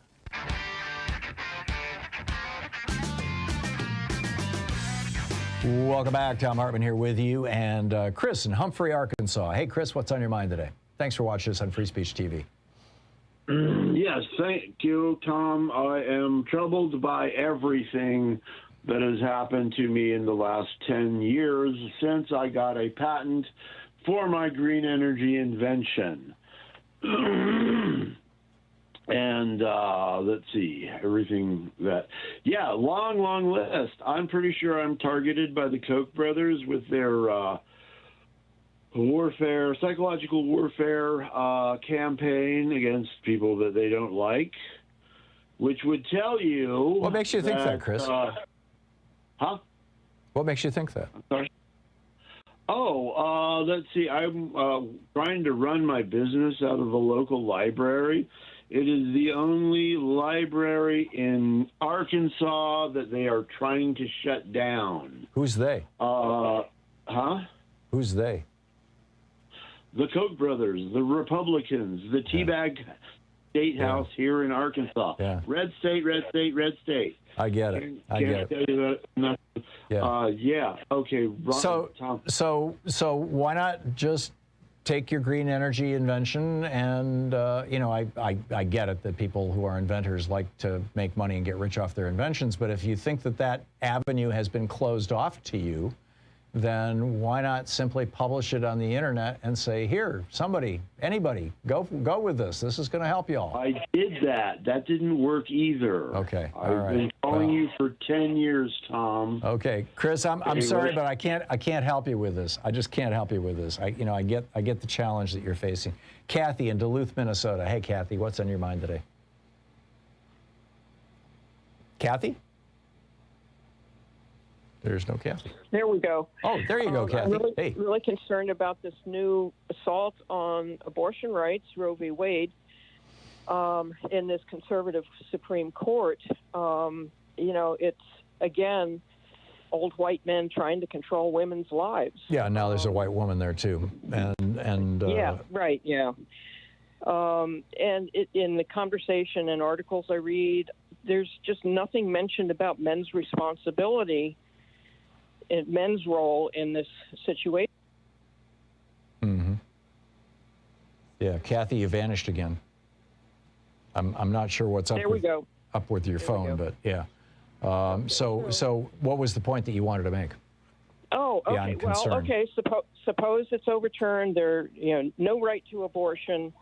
We need men to take responsibility for the unborn children. So, let them try to mull this over. They need to register their DNA at some point in their lives so that their offspring are taken care of. Yeah. Well, and also, if we're going to declare that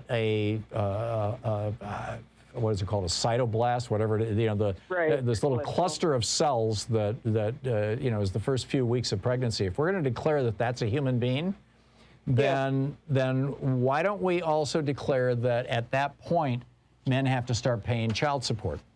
Absolutely. Why don't we also declare that at that point that little cluster of cells is a U.S. citizen, and therefore, if it's inside a person who's not a U.S. citizen, they cannot be deported. Why don't we declare that if that little blast of cells, that little bunch of cells is a person, that the woman carrying it can take out a life insurance policy on it, if this happens to be one of those 1 in 4 pregnancies that ends in miscarriage, she gets $1 million from the life insurance company. I mean, we can go on and on. This is about as stupid as declaring that corporations are persons, but they've legally done that, and then this kind of stuff is coming along next. And I think they're going to do it. I think they're going to take 2 bites out of the apple, frankly. I think that the first ruling that you're going to see, which they're going to take up the case in October. We're going to hear the ruling next spring. Probably late spring, probably April. March, April, May.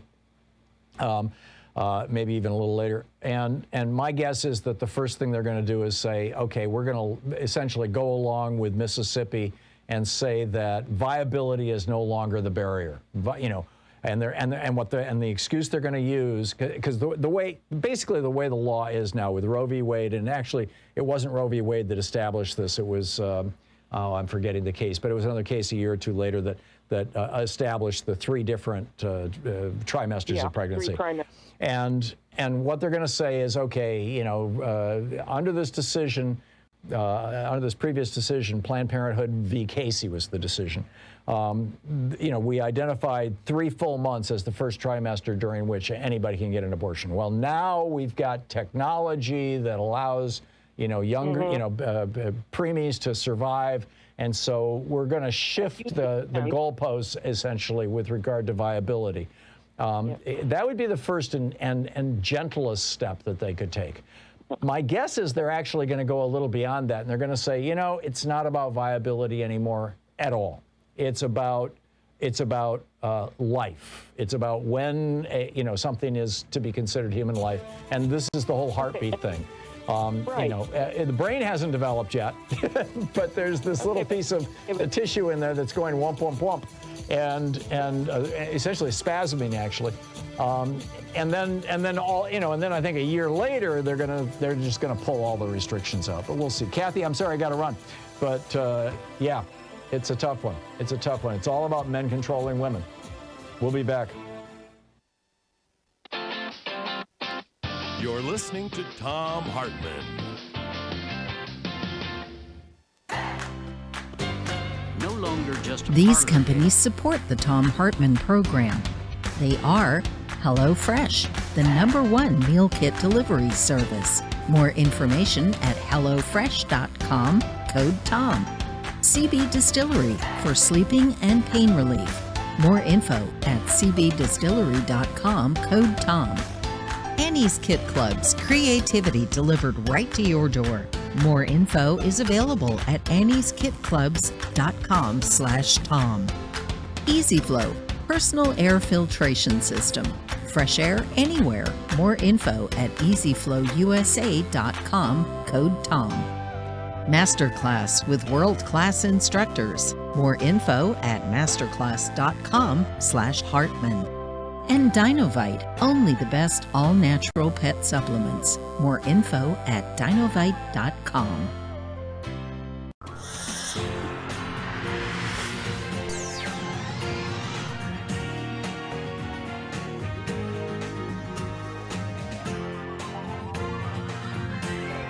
We say fight back!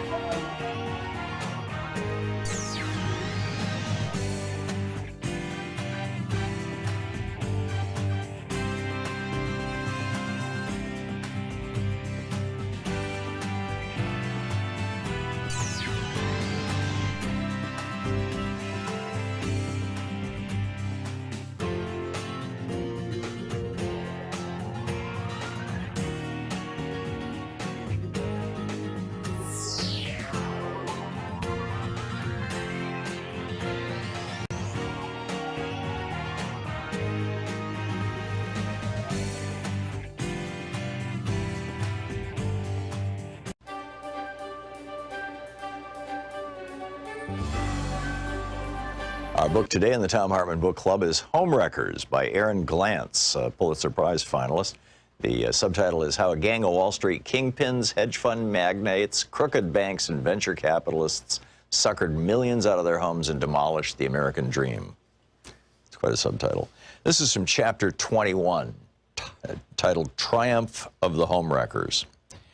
Donald Trump took the oath of office on a chilly Friday morning, delivering an inaugural address that promised an end to the corruption and impotence that had widened America's historic wealth gap. He understood that his victory had been propelled by harnessing the public's rage and envy at having been left behind in the economic recovery, and that he promised that he would not forget it. Evoking FDR's famous Forgotten Man speech from 1932 that promised to prioritize the needs of, quote, the man at the bottom of the economic pyramid, Trump declared, quote, the forgotten men and women of our country will be forgotten no longer. Politicians had prospered, he said, but jobs had evaporated, factories closed. Quote, the establishment protected itself, but not the citizens of our country. Their victories have not been your victories. Their triumphs have not been your triumphs. And while they celebrated in our nation's capital, there was little chance to celebrate for struggling families all across our land. This all changes, starting right here and right now, Trump proclaimed, because this moment is your moment. It belongs to you. This is your day. This is your celebration. End of quote. The moment, however, belonged not to the great mass of struggling Americans, but to the new president's most ardent supporters, flamboyant businessmen who profited off the pain of the housing bust and were now poised to steer the ship of state for at least the next 4 years. As Trump reached out his hand and swore to preserve, protect, and defend the Constitution of the United States of America, his close friend and inaugural committee chair, Tom Barak, stood behind him, smiling in a blue scarf and black overcoat. Afterward, Barak and Trump embraced at the U.S. Capitol's inaugural platform. The homewreckers had arrived. Barak didn't take an official position in the Trump administration, reportedly turning down an offer to be White House Chief of Staff, Treasury Secretary, or Ambassador to Mexico. Roger Stone told me he could have had any position he wanted, but working for the government would have meant making a lot less money. I don't think he has the belly for public service, Stone observed. Other homewreckers had no such qualms. If they changed the rules of the game now, they could make more money later. Steve Mnuchin, by now dubbed the foreclosure king by his critics, was confirmed as Treasury Secretary. His top deputy at One West, the bank, Joseph Otting, became the nation's chief bank regulator, the comptroller of the currency. Wilbur Ross, the bankruptcy tycoon who bought Florida's Bank United, became the Commerce Secretary, charged with everything from negotiating trade deals to overseeing the U.S. Census. Steve Schwarzman, the chairman of Blackstone, became chair of the White House's Strategic and Policy Forum, a group of business leaders who were to meet regularly with Trump. Jamie Dimon of J.P. Morgan Chase was named vice chair.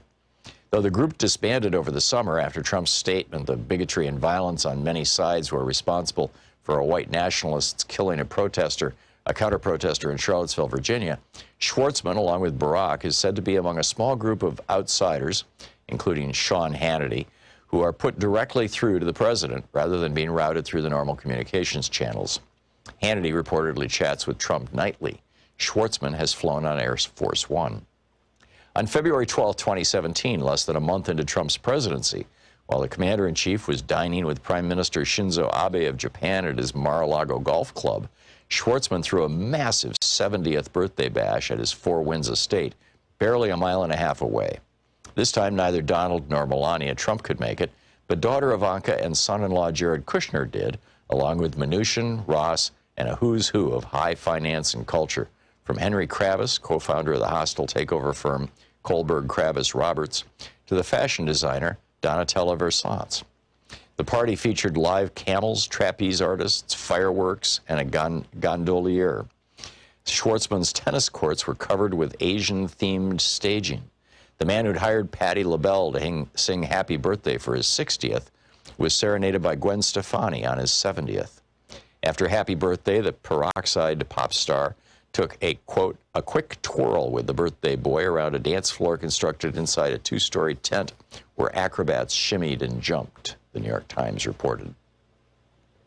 Unlike a decade before, when Schwarzman's glorious pre-bust bash sparked condemnation from sources as conservative as the Wall Street Journal, this time the festivities sparked very little blowback. In her story, Bloomberg reporter Amanda Gordon reveled in the comparison with Schwarzman's 60th. There were some differences, though, she wrote. Remember that beautiful fur coat on Melania Trump? It was New York in February on a weeknight. This time, no bundling required, with many folks golfing and swimming all day before a balmy night and fireworks alongside a full moon. Howard Marks, the co-chairman of Oak Tree Capital, a vulture firm that had bought and flipped 3,000 foreclosures, told Gordon, quote, "The world is an uncertain place. A lot of people are unhappy with a lot of other people. There are a lot of things that people are upset about. So it's nice to have an evening where everybody's happy, harmonious, and upbeat." End quote. There was a lot of celebrating to be had. In June, the gang got together for the marriage of Steve Mnuchin and his third wife, actress Louise Linton, almost 2 decades younger than him. And then it continues from there. The book is Homewreckers by Aaron Glantz.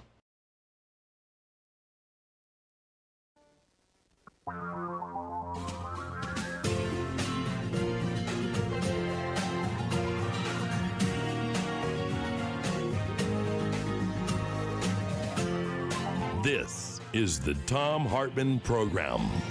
Back, Thom Hartmann here with you. You know, just thinking about the things that I'd like to know, right? I told you yesterday about how Betsy DeVos has been ordered by a judge to sit for a 3-hour deposition about how she made the decision to deny 150,000 Americans who had taken out federally guaranteed student loans to pay for what they thought were actual universities, but turned out to be Trump University and other scam organizations. And they basically all got ripped off.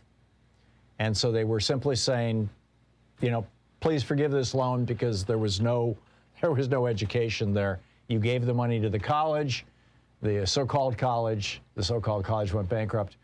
Well, you know, that is happening. And I'm going to be fascinated to hear what Betsy DeVos has to say about that. I would like to see William Barr answering questions about any number of things, including his decision to whitewash the Mueller report and to ring-fence Robert Mueller in the first place, to tell Robert Mueller that he could not look into Trump's associations with foreign oligarchs, particularly Russian oligarchs. You know, why did that happen? How did that happen? But the one that I'm most curious about is the one that led to Brett Kavanaugh. Brett Kavanaugh, you know, Mr. Beer Bong, is on the Supreme Court because Anthony Kennedy stepped down, and Kennedy is still fine. You know, he's running around doing his thing, having a nice retirement. He's still perfectly capable of being on the Supreme Court, and there's every indication, or there was every indication, that he really enjoyed being on the Supreme Court. But his son was Trump's banker with Deutsche Bank. His son engineered hundreds of millions of dollars, perhaps as much as $1 billion worth of loans from Deutsche Bank to Trump. His son helped engineer I believe it was a $300 million loan. It might have been more than that, but as I recall, it was a $300 million loan that Trump refused to pay back and sued the bank and said, you never should have loaned this money to me in the first place. The bank said, okay, you don't have to pay us back. His son, Justin Kennedy, used to hang out with Donald Trump in the skyboxes in the stadiums around New York for the games. His son used to hang out with Donald Trump at celebrity events. His son, Justin Kennedy, was in tight with Donald Trump. And then Donald Trump becomes president. And then Donald Trump sees Anthony Kennedy at a public event and says to him, the microphones caught him saying something to him about his son.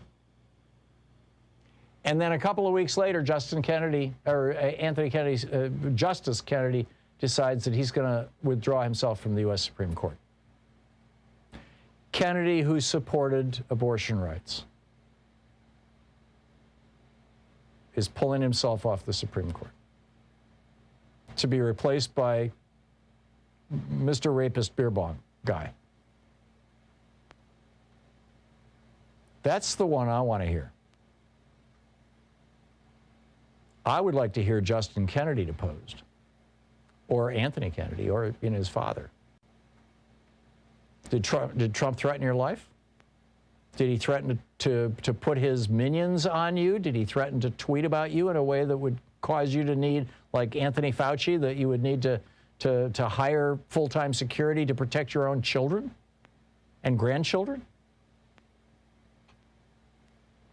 Did he threaten to reveal something about his dealings with Deutsche Bank that might reflect poorly on Kennedy's son? I mean, keep in mind, Kennedy's still running around loose. He's having a good old time. Both of them, father and son. But father, who was a Supreme Court justice, he's doing good. Giving speeches. Having a fine old time. Why did he leave the Supreme Court? There are a lot of questions that I have about the Trump administration. How did we end up with a coal lobbyist running the EPA, for example? What kind of damage did that do? Or, an oil lobbyist running our Interior Department? Or, it's just, once I get started going down that road, that's a long road to go down. But most of, the answers to most of those are probably fairly self-evident. It was just good old-fashioned corruption. They were the people who either they themselves or their industries made the largest donations to Donald Trump's PAC that Donald Trump is now cycling into his own pocket. Keep in mind, we still don't know where $100 million went from his inauguration. Maybe it wasn't $100 million, but millions of dollars. Seems to have been embezzled out of that, and it looks like Ivanka Trump might have been up to her eyeballs in it. And then what's this deal with Donald Trump paying Ivanka hundreds of thousands, I think it was $700,000 as a consulting fee? Was that so that he could get money to his daughter without having to give it to his sons? Or was it just to avoid taxes? Or to avoid a record? I mean, you know, what's the deal here? I have a feeling we're going to learn a lot of these things. But I also have a feeling that the thing about Anthony Kennedy and Justin Kennedy, we're never going to learn about. Unless it comes out in these lawsuits and criminal investigations that have been initiated by New York Attorney General Letitia James and by Manhattan DA Cyrus Vance. And, you know, and my hope is, and I doubt either of them are listening, but perhaps somebody in one of their offices are. The show has a pretty good throw. My hope is that somebody will ask the question, what was Justin Kennedy doing at Deutsche Bank with Donald Trump? And was it something that gave Donald Trump blackmail leverage over Justin Kennedy's father, who conveniently retired from the Supreme Court just in time for Justice Beerbong to come in? I mean, there's something going on there, I believe. Now, this is purely, yeah, and I get it. You know, I had a guy call earlier and say, you know, oh, on 9/11, the towers, you know, they were all dynamited. And I'm like, you know, no, that's just a conspiracy theory. I'm not going to go there. And I get it. You know, I'll just tell you right up front, this is my conspiracy theory. I have no evidence to support this other than circumstantial, other than, boy, does this look sleazy or skeezy or something. But I want to know what's going on. There's all these Republican, you know, all these Republican lies that we're just constantly bathed in. The latest one is that unemployment claims, the weekly unemployment claims, they fell to 444,000 this week. They just released the numbers. And so Republican governors are saying, you know, people aren't desperate enough for a job. We're going to cut off federal unemployment benefits. There have been 3 studies now showing that there are 8 million fewer jobs in the economy. There's all these companies that just went out of business. Half the restaurants in America closed and are not coming back. And you've got, well, anyhow, all 3 studies said $300 a week is not going to keep somebody out of the job market. It's a myth. It's a lie. One by Yale economists even found at $600 a week, you know, what we were paying in the height of the pandemic, what we were giving people. There was, quote, no evidence that high unemployment insurance replacement rates drove job losses or slowed rehiring. The University of Massachusetts. It did not provide evidence supporting the claim that the federal pandemic unemployment compensation has held back a market recovery. It's a party that can't exist without lies and sleaziness. This is the Thom Hartmann Program. And it is so unfortunate. And I guess the good news is I think America's starting to wake up. Let's hope it speeds up. Spread the word.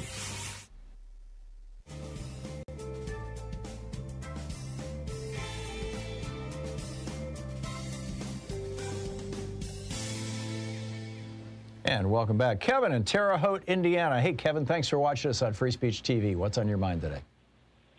Okay, Tom, I called about 2 months ago, and I was a guy that talked about, I didn't give you no time to answer, but I wanted to know your thought on my idea about having a 5-year law where, you know, you pass a law, it goes into effect, and then each year you have to have the benefits and the negative system, because you have laws that state legislatures pass, and they have dire consequences, and yet we continue to go down that road. And I think that if a law is set for like a 5-year law.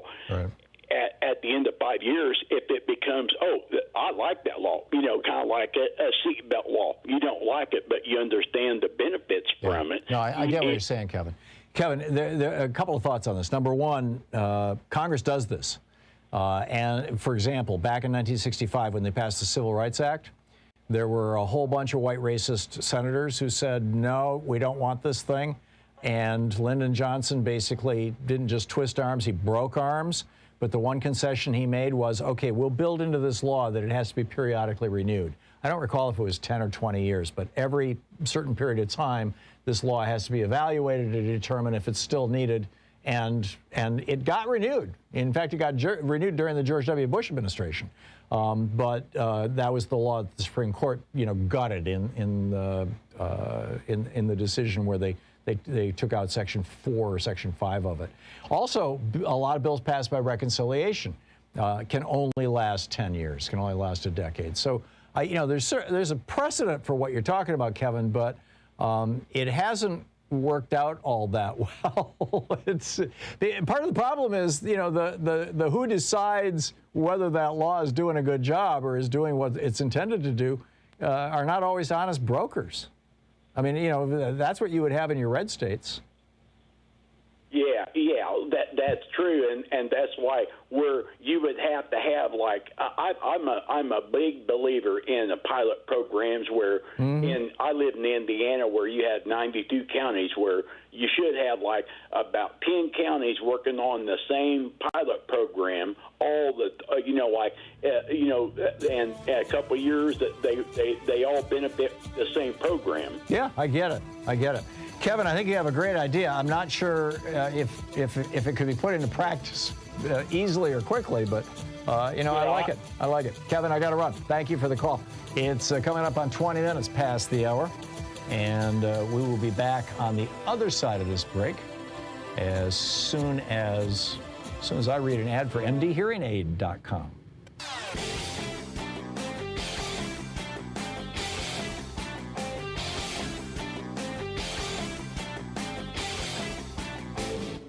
Missed my opening rant today? It's usually published over at HartmannReport.com, where you can read it and share it with your friends for free. Check it out, HartmannReport.com.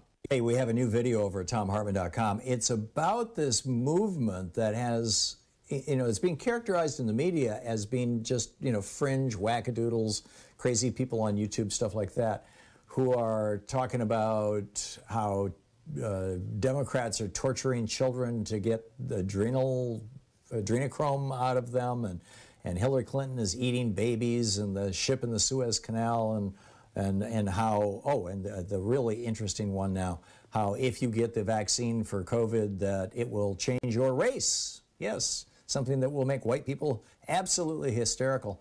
The problem is, this isn't just the Flat Earth Society. These aren't the people that we used to laugh at. This isn't just a few crazies on the edge.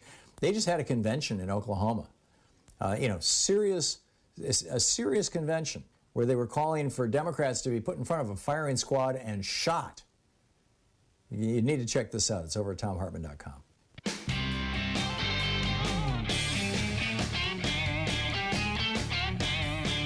And welcome back. Thom Hartmann here with you, and Joe in Cupertino, California. Hey, Joe, thank you for watching Free Speech TV. What's on your mind today? Oh, Tom, it's a wonderful day today. 15 states and counting. I wanted to talk about the National Popular Vote Interstate Compact, and I was just reading your newsletter there yesterday, and Kafaba? Anyway, the Heritage Foundation is on C-SPAN Wednesday with our friend from Oklahoma, Mr. Inhofe. It's kind of weird because wasn't that the anniversary of the Black Wall Street fire? Anyway, he and a gentleman by the name of Van. So today is. This gentleman that is in charge of the Heritage Foundations, Hans von Spassky, and Mr. Inhofe had a sit down. They were talking, and Jens Inhofe has been in terms for 18 terms. I can't imagine that. And anyway, they're talking about they're a little bit scared that Nevada, who I guess approved in the legislature the national right to vote and popular vote, but Arizona's up, Oklahoma's up, Maine's up, Virginia's up. This could all be something that I'm pretty sure Virginia passed it, signed it. I think that's the only one that has so far this year.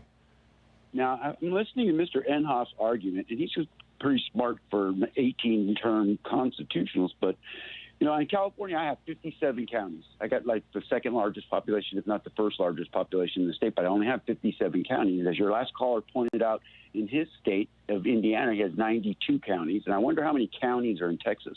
But if we are able to go to a popular vote, Mr. Inhofe argues that Donald Trump beat Hillary Clinton by counties, that Hillary only took 400-something counties, but Trump won 2,000 counties. So, of course, even though she won the popular vote, he, by virtue of having more county delegates, wins. And that's kind of a lame argument. I think you could turn that same argument around and use it against them as they're trying to use it to keep the Electoral College in play.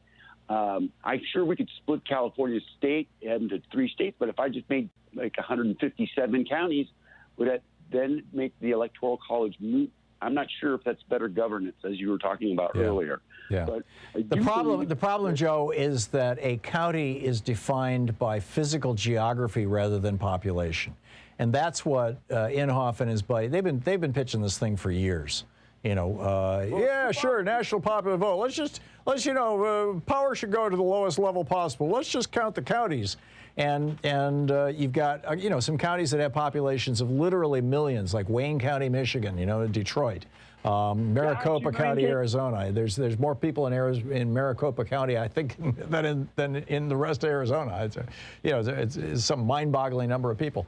So, but there's all kinds of counties that have, 10,000, 50,000, 100,000 people in them because they're rural counties, and they tend to be very, very red, because the Republican Party made this decision back in the 1970s that they were going to focus all their efforts and their limited money at that point in time on low population areas where media was cheap and they could buy radio and television stations and they could get their message out and they could basically flip those, what used to be blue states and purple states, into red states. And they've been very, very successful in that effort over the last 40, 50 years. And so now that they've got all these rural counties on their side, they're saying, let's count it by counties. It's a crazy idea, Jim, because, as I said, counties are defined by geography and not by population. And votes should have to do with people, not land. Exactly. So I think that's what Arizona could be taken back. I think it could be easily suggested Nevada could be taken back on the West Coast. I don't know what you're going to do about the middle states, but you have suggested Virginia's already a given. But we only need 15, and we have quite a bit. Well, it depends on the size of the state. What they need are enough states to equal, about 60 or 70 electoral college votes, as I recall. It's been a while since I've been over on their website. Right, and you're the one that brought this to my attention, because it is doable if we could just get the word out, that if we could just get those 2 or 3 states that are in play, they're purple, to go to look at this. And their argument at the Heritage Foundation is that you can't withdraw from the compact before the election or after the election. If you agree to the compact, you have to stay in the compact until the presidential election has been done. And I think that's kind of a scary thought for some people based on the candidates that have been, brought Well, no, that's the forward whole point of the compact. I mean, let the chips fall where they may. That's a fundamental precept of democracy. If the majority of the people vote for, Joe Blow wins. It should be that way. But, right now with the Electoral College, we've had Democrats win 7 out of the last 8 presidential races on the popular level. And yet, you've had Republicans, I think 3 of those times, take the White House. Well, if I'm not mistaken, San Francisco is the only place that has ranked choice voting. That's for sure. Now we'd like to see that. There's over 300. There's over 300 towns or counties or both in the United States that have ranked choice voting. San Francisco is the largest. Right, and so the Electoral College, ranked choice voting, eliminating the Electoral College and going to a popular vote is probably something that's going to save us in 2024. It would, if we can make it happen. My understanding is that right now, the states that we need to do away with the Electoral College through the Interstate Compact are mostly, Republicans in their legislatures, and so it's going to be a real tough slog, but people need to know about it. Joe, thank you. You're listening to the Thom Hartmann Program. Call 202-808-9925. You can track this down just by plugging National Popular Vote into a search engine, although you probably get a bunch of right-wing sites. I think it's nationalpopularvote.com, but I may be wrong.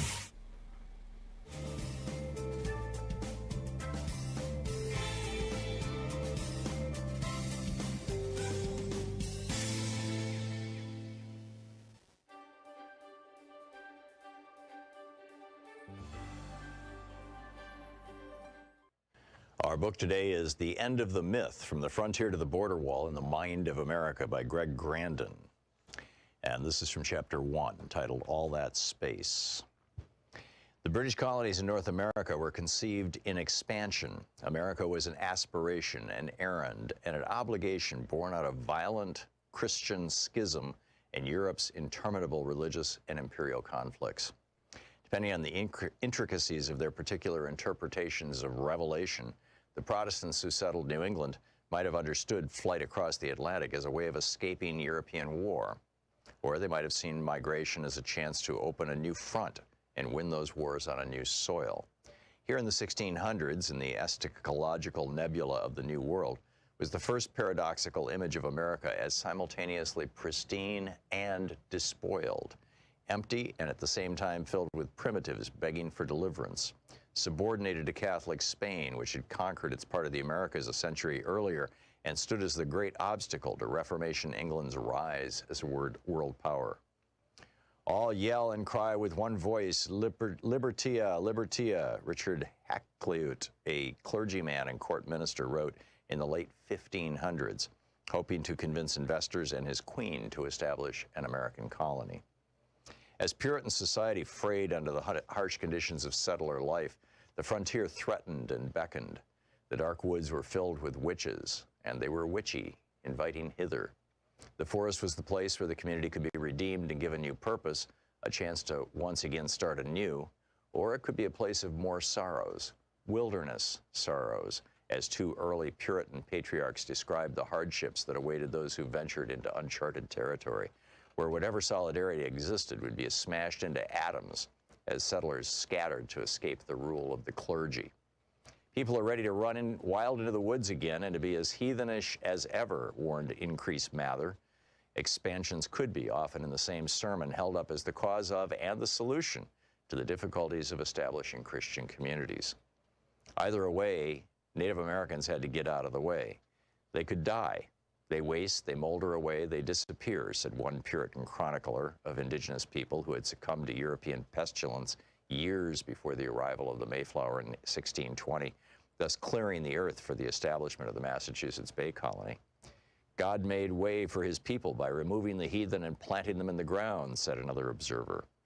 They could be murdered. The holy terror unleashed by the Puritans was, according to the historian Bernard Bailyn, driven by fears of what could happen to civilized people in an unimaginable wilderness and fears of racial conflicts in which God's children were fated to struggle with pitiless agents of Satan, pagan antichrists swarming in the world around them. Survivors could be enslaved. The first patent granted in colonial America in 1626 was to a Virginia merchant and planter, William Claiborne, for inventing a device that would not just restrain Indians, but also make them work. Claiborne was given an Indian to experiment on for the trial of his invention. Colonial records do not say what this innovation might have been, only noting that it was not successful. Or they could be pushed further and further west. The prodigious and relentless population, complained New Orleans Spanish governor in 1794, progressively drives the Indian nations before them and upon us, seeking to possess for itself this vast continent which the Indians occupy between the Ohio and Mississippi rivers, the Gulf of Mexico, and the Appalachian Mountains.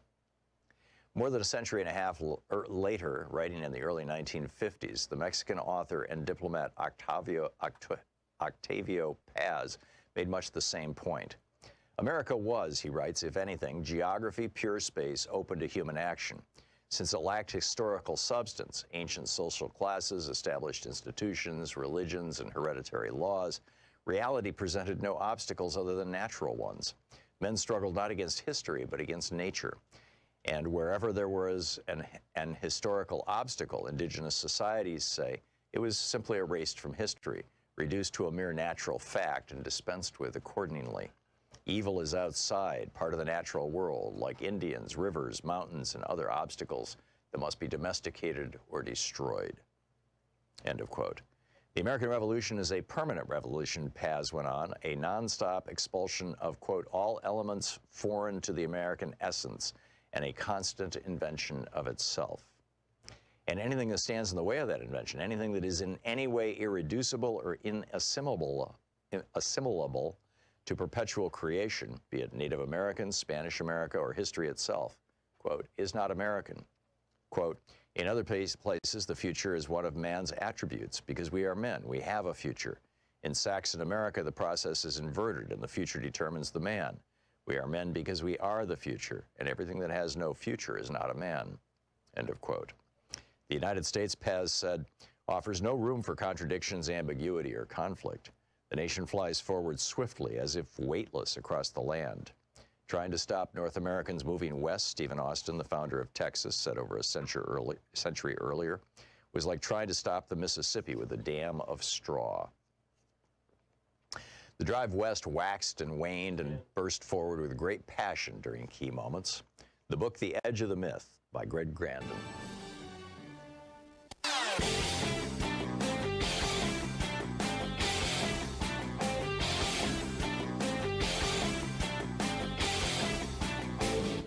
Missed my opening rant today? It's usually published over at HartmannReport.com, where you can read it and share it with your friends for free. Check it out, HartmannReport.com. In addition to the free newsletter that we have over at ThomHartmann.com, which gives you literally a link to every story or article I've talked about throughout the day, every day, comes into your email box every day, there's no charge. In addition to that, and my daily rants, which are free of advertising and free of charge over at HartmannReport.com, we also produce a weekly video. This week's video is about how power companies around the country, for-profit power companies, 100% of the time, these power companies around the country are making it harder and harder and more expensive for people to install solar in their homes. All kinds of ways of trying to block people from doing this. And increasingly, they're getting support from Republican politicians, both at the local and the state level. It's something that we really need to know about, we need to be paying attention to, and we need to be aggressively pushing back on. You can check it out over at ThomHartmann.com and at HartmannReport.com. Is available.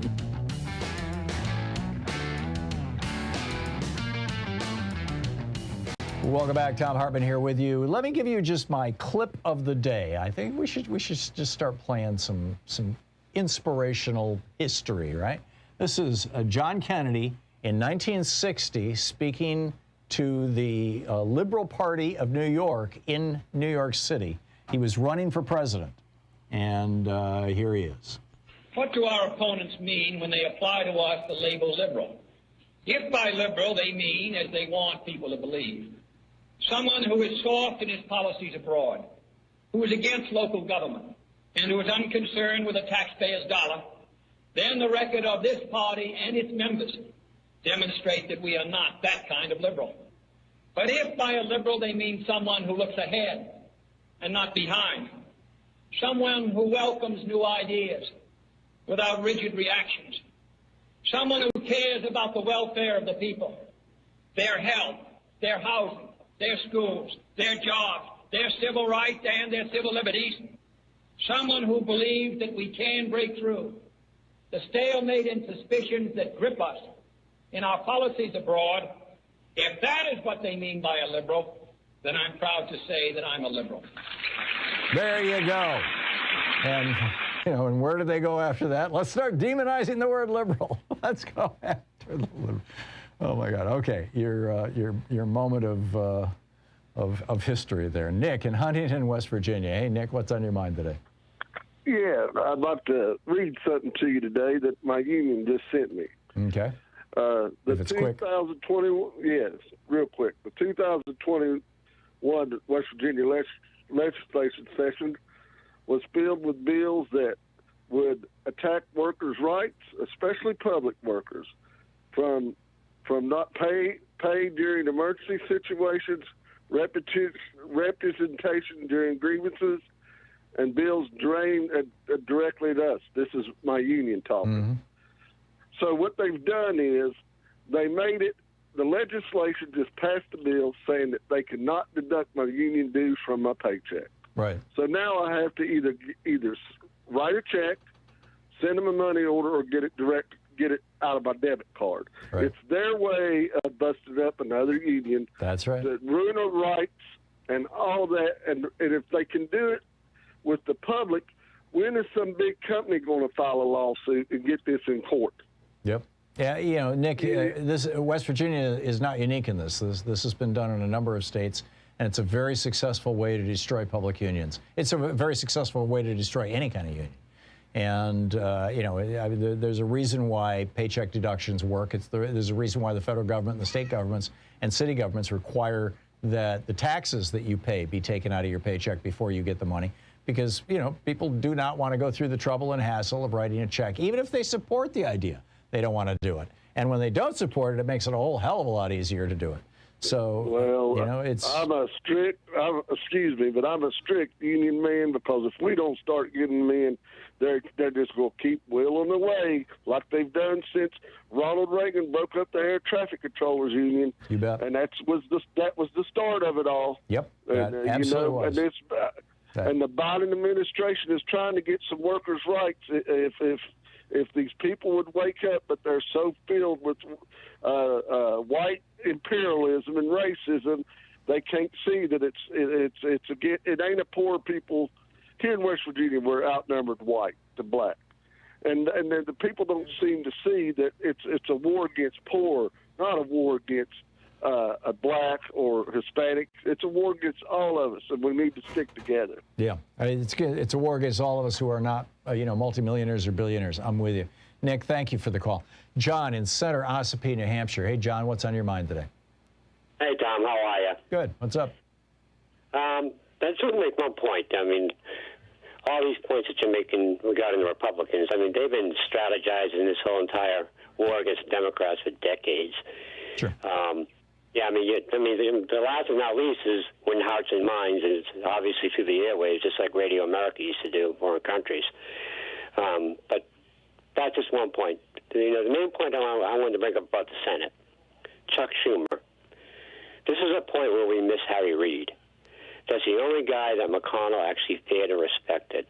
I just don't think Schumer has what it takes to try to really get Manchin and Sinema on board to address the filibuster. We're going to find out in the next few weeks. I know. I mean, I wish it would happen. I wish I had confidence that it happened. I just don't.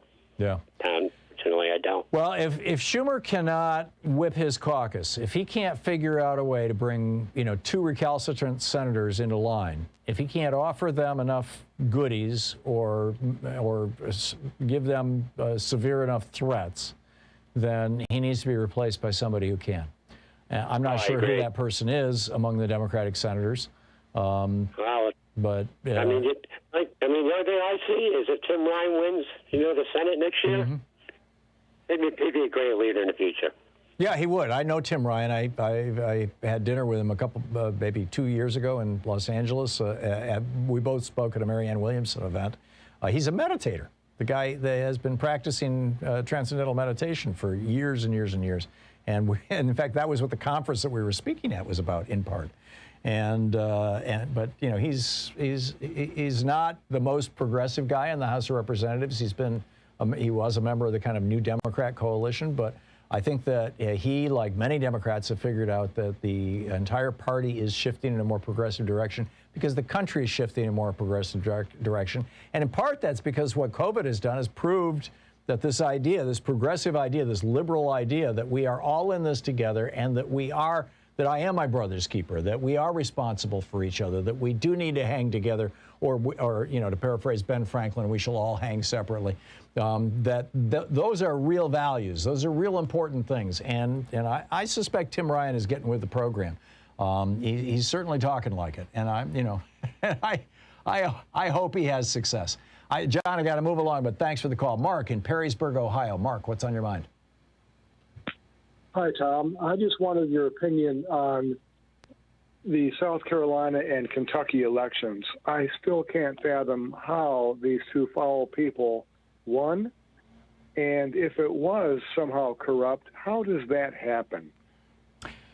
Well, the way that it happened in Alabama, is it Alabama or Arkansas? Alabama, I think, that Don Siegelman was the governor of. Yeah, he was the governor of Alabama. The way it happened in Alabama was the way that Howard Dean showed when Tina Brown had her MSNBC program, Topic A with Tina Brown. She took a week off and invited Howard Dean to fill in for her. And he brought in Bev Harris, and she brought in a Diebold, not the voting machine itself, but the tabulator, the computer that adds up all the votes from the various precincts. And the tabulator is just a simple computer, and the vote is shown on a simple spreadsheet. And so what Howard Dean did is he flipped an election in less than 90 seconds on a tabulator. And this is what Don Siegelman is alleging to this day. He's got a new book out about it. It's really worth checking out. There's a new audiobook version of it. What Don Siegelman is saying happened in Alabama was that he won that election. He went to bed having been declared governor, reelected in 2002, I think it was. And overnight, in this one county, this one guy, this one Republican operative who was a good friend of Karl Rove's, who had the tabulator machine, discovered magically 15,000 votes for governor. No more votes for anybody down ticket, but 15,000 votes for governor, for Bob Riley, for his opponent, for the Republican who was running. And when Don Siegelman started yelling about it, Rove, keep in mind that George W. Bush was president, Rove got the federal prosecutors to come in and throw his butt in jail for having nominated a guy to the board that oversaw hospitals for a job that there was no pay associated with it, and the guy had been nominated for the exact same job by the previous governor, who was a Republican. He'd held that job for 2 administrations, and all Siegelman did was renominate him, and they said, "Oh, that was a bribe," and he went to prison, and called our show from prison to talk about this, and then they put him in solitary confinement for a month because he had the audacity to talk about it on this program. But that's how I think it happened in South Carolina and in Kentucky, because those numbers, the numbers by which Lindsey Graham and in particular Mitch McConnell won those elections officially, do not comport with any polls, even remotely. And Mark, thank you for the call. I realize it's not fashionable right now to be talking about thinking that elections are skeezy, but I'm You're listening to Thom Hartmann. Visit ThomHartmann.com for audio and video archives. I would like to see an audit of the election in those two, a real, done by professionals, done by people in the state, of those two elections. We'll be back.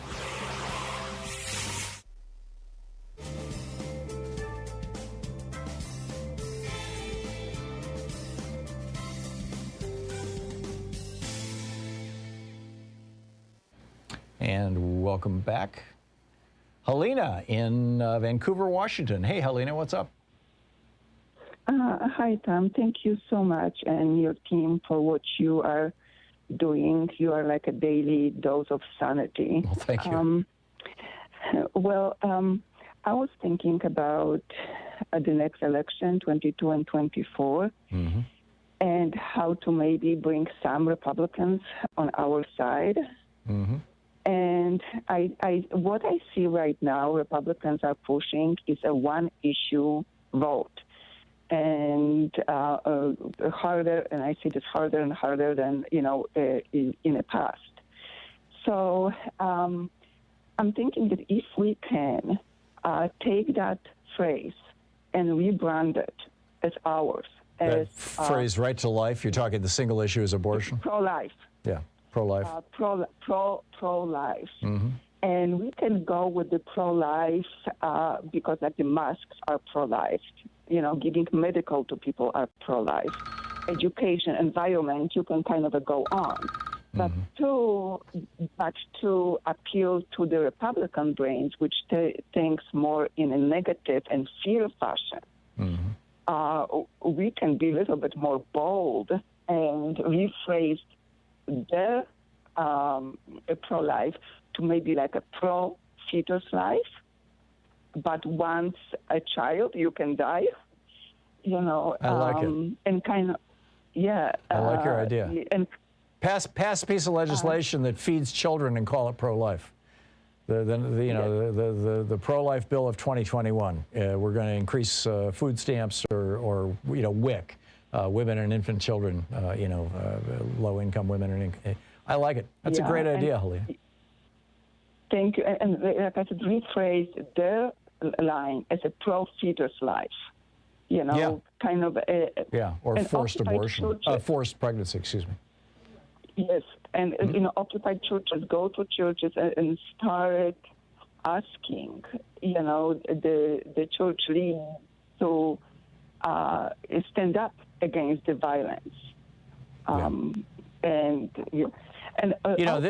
pro-life was the phrase, the pro-life movement, or the right to life movement. I forget which it was called. I'm pretty sure it was pro-life. It used to be what the anti-death penalty movement was. It was called the pro-life movement. Okay. And then that got hijacked by the anti-abortion people. There is, by the way, there is a group inside the Democratic Party that is opposed to abortion and wants to make it illegal. And a friend of mine used to be very active with them, and they're mostly Catholic Democrats. The Democratic Party is not monolithic on this issue. Well, right now that phrase pro-life is quite a force, political force. Yes. And I think that if we can hijack that pro-life and kind of turn it around, we might force some people to think a little. Yeah. We might. We might. Is it which is more pro-life? Fighting against birth control and abortion, or feeding children? Helena, I got to run, but thank you for the call. Great idea. Maybe some Democratic strategist out there is listening. We'll be right back. It's coming up on 10 minutes. Wow, 10 minutes before the top of the hour.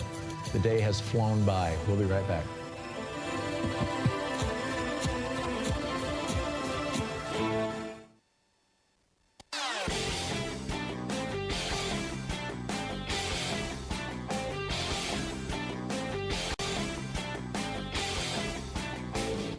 Missed my opening rant today? It's usually published over at HartmannReport.com, where you can read it and share it with your friends for free. Check it out, HartmannReport.com. We're trying to provide the very best content that we can for you at Hartmann Report and over at ThomHartmann.com. And on Hartmann Report, every day, 6 days a week, I write an op-ed. Very often they're my rants, also for the radio and television program. And it's ad-free, commercial-free. It's free. You can sign up. It'll get pushed into your email box. Check it out at HartmannReport.com. And, of course, over at ThomHartmann.com, we have our weekly video that we put up every week that does a deeper dive for people who are members of our program of ThomHartmann.com. And the one this week is about this Special Inspector General for Afghanistan Reconstruction, SIGAR, their new report that almost 20 million Afghans are on the verge of starvation and nobody's talking about it. Check it out at ThomHartmann.com.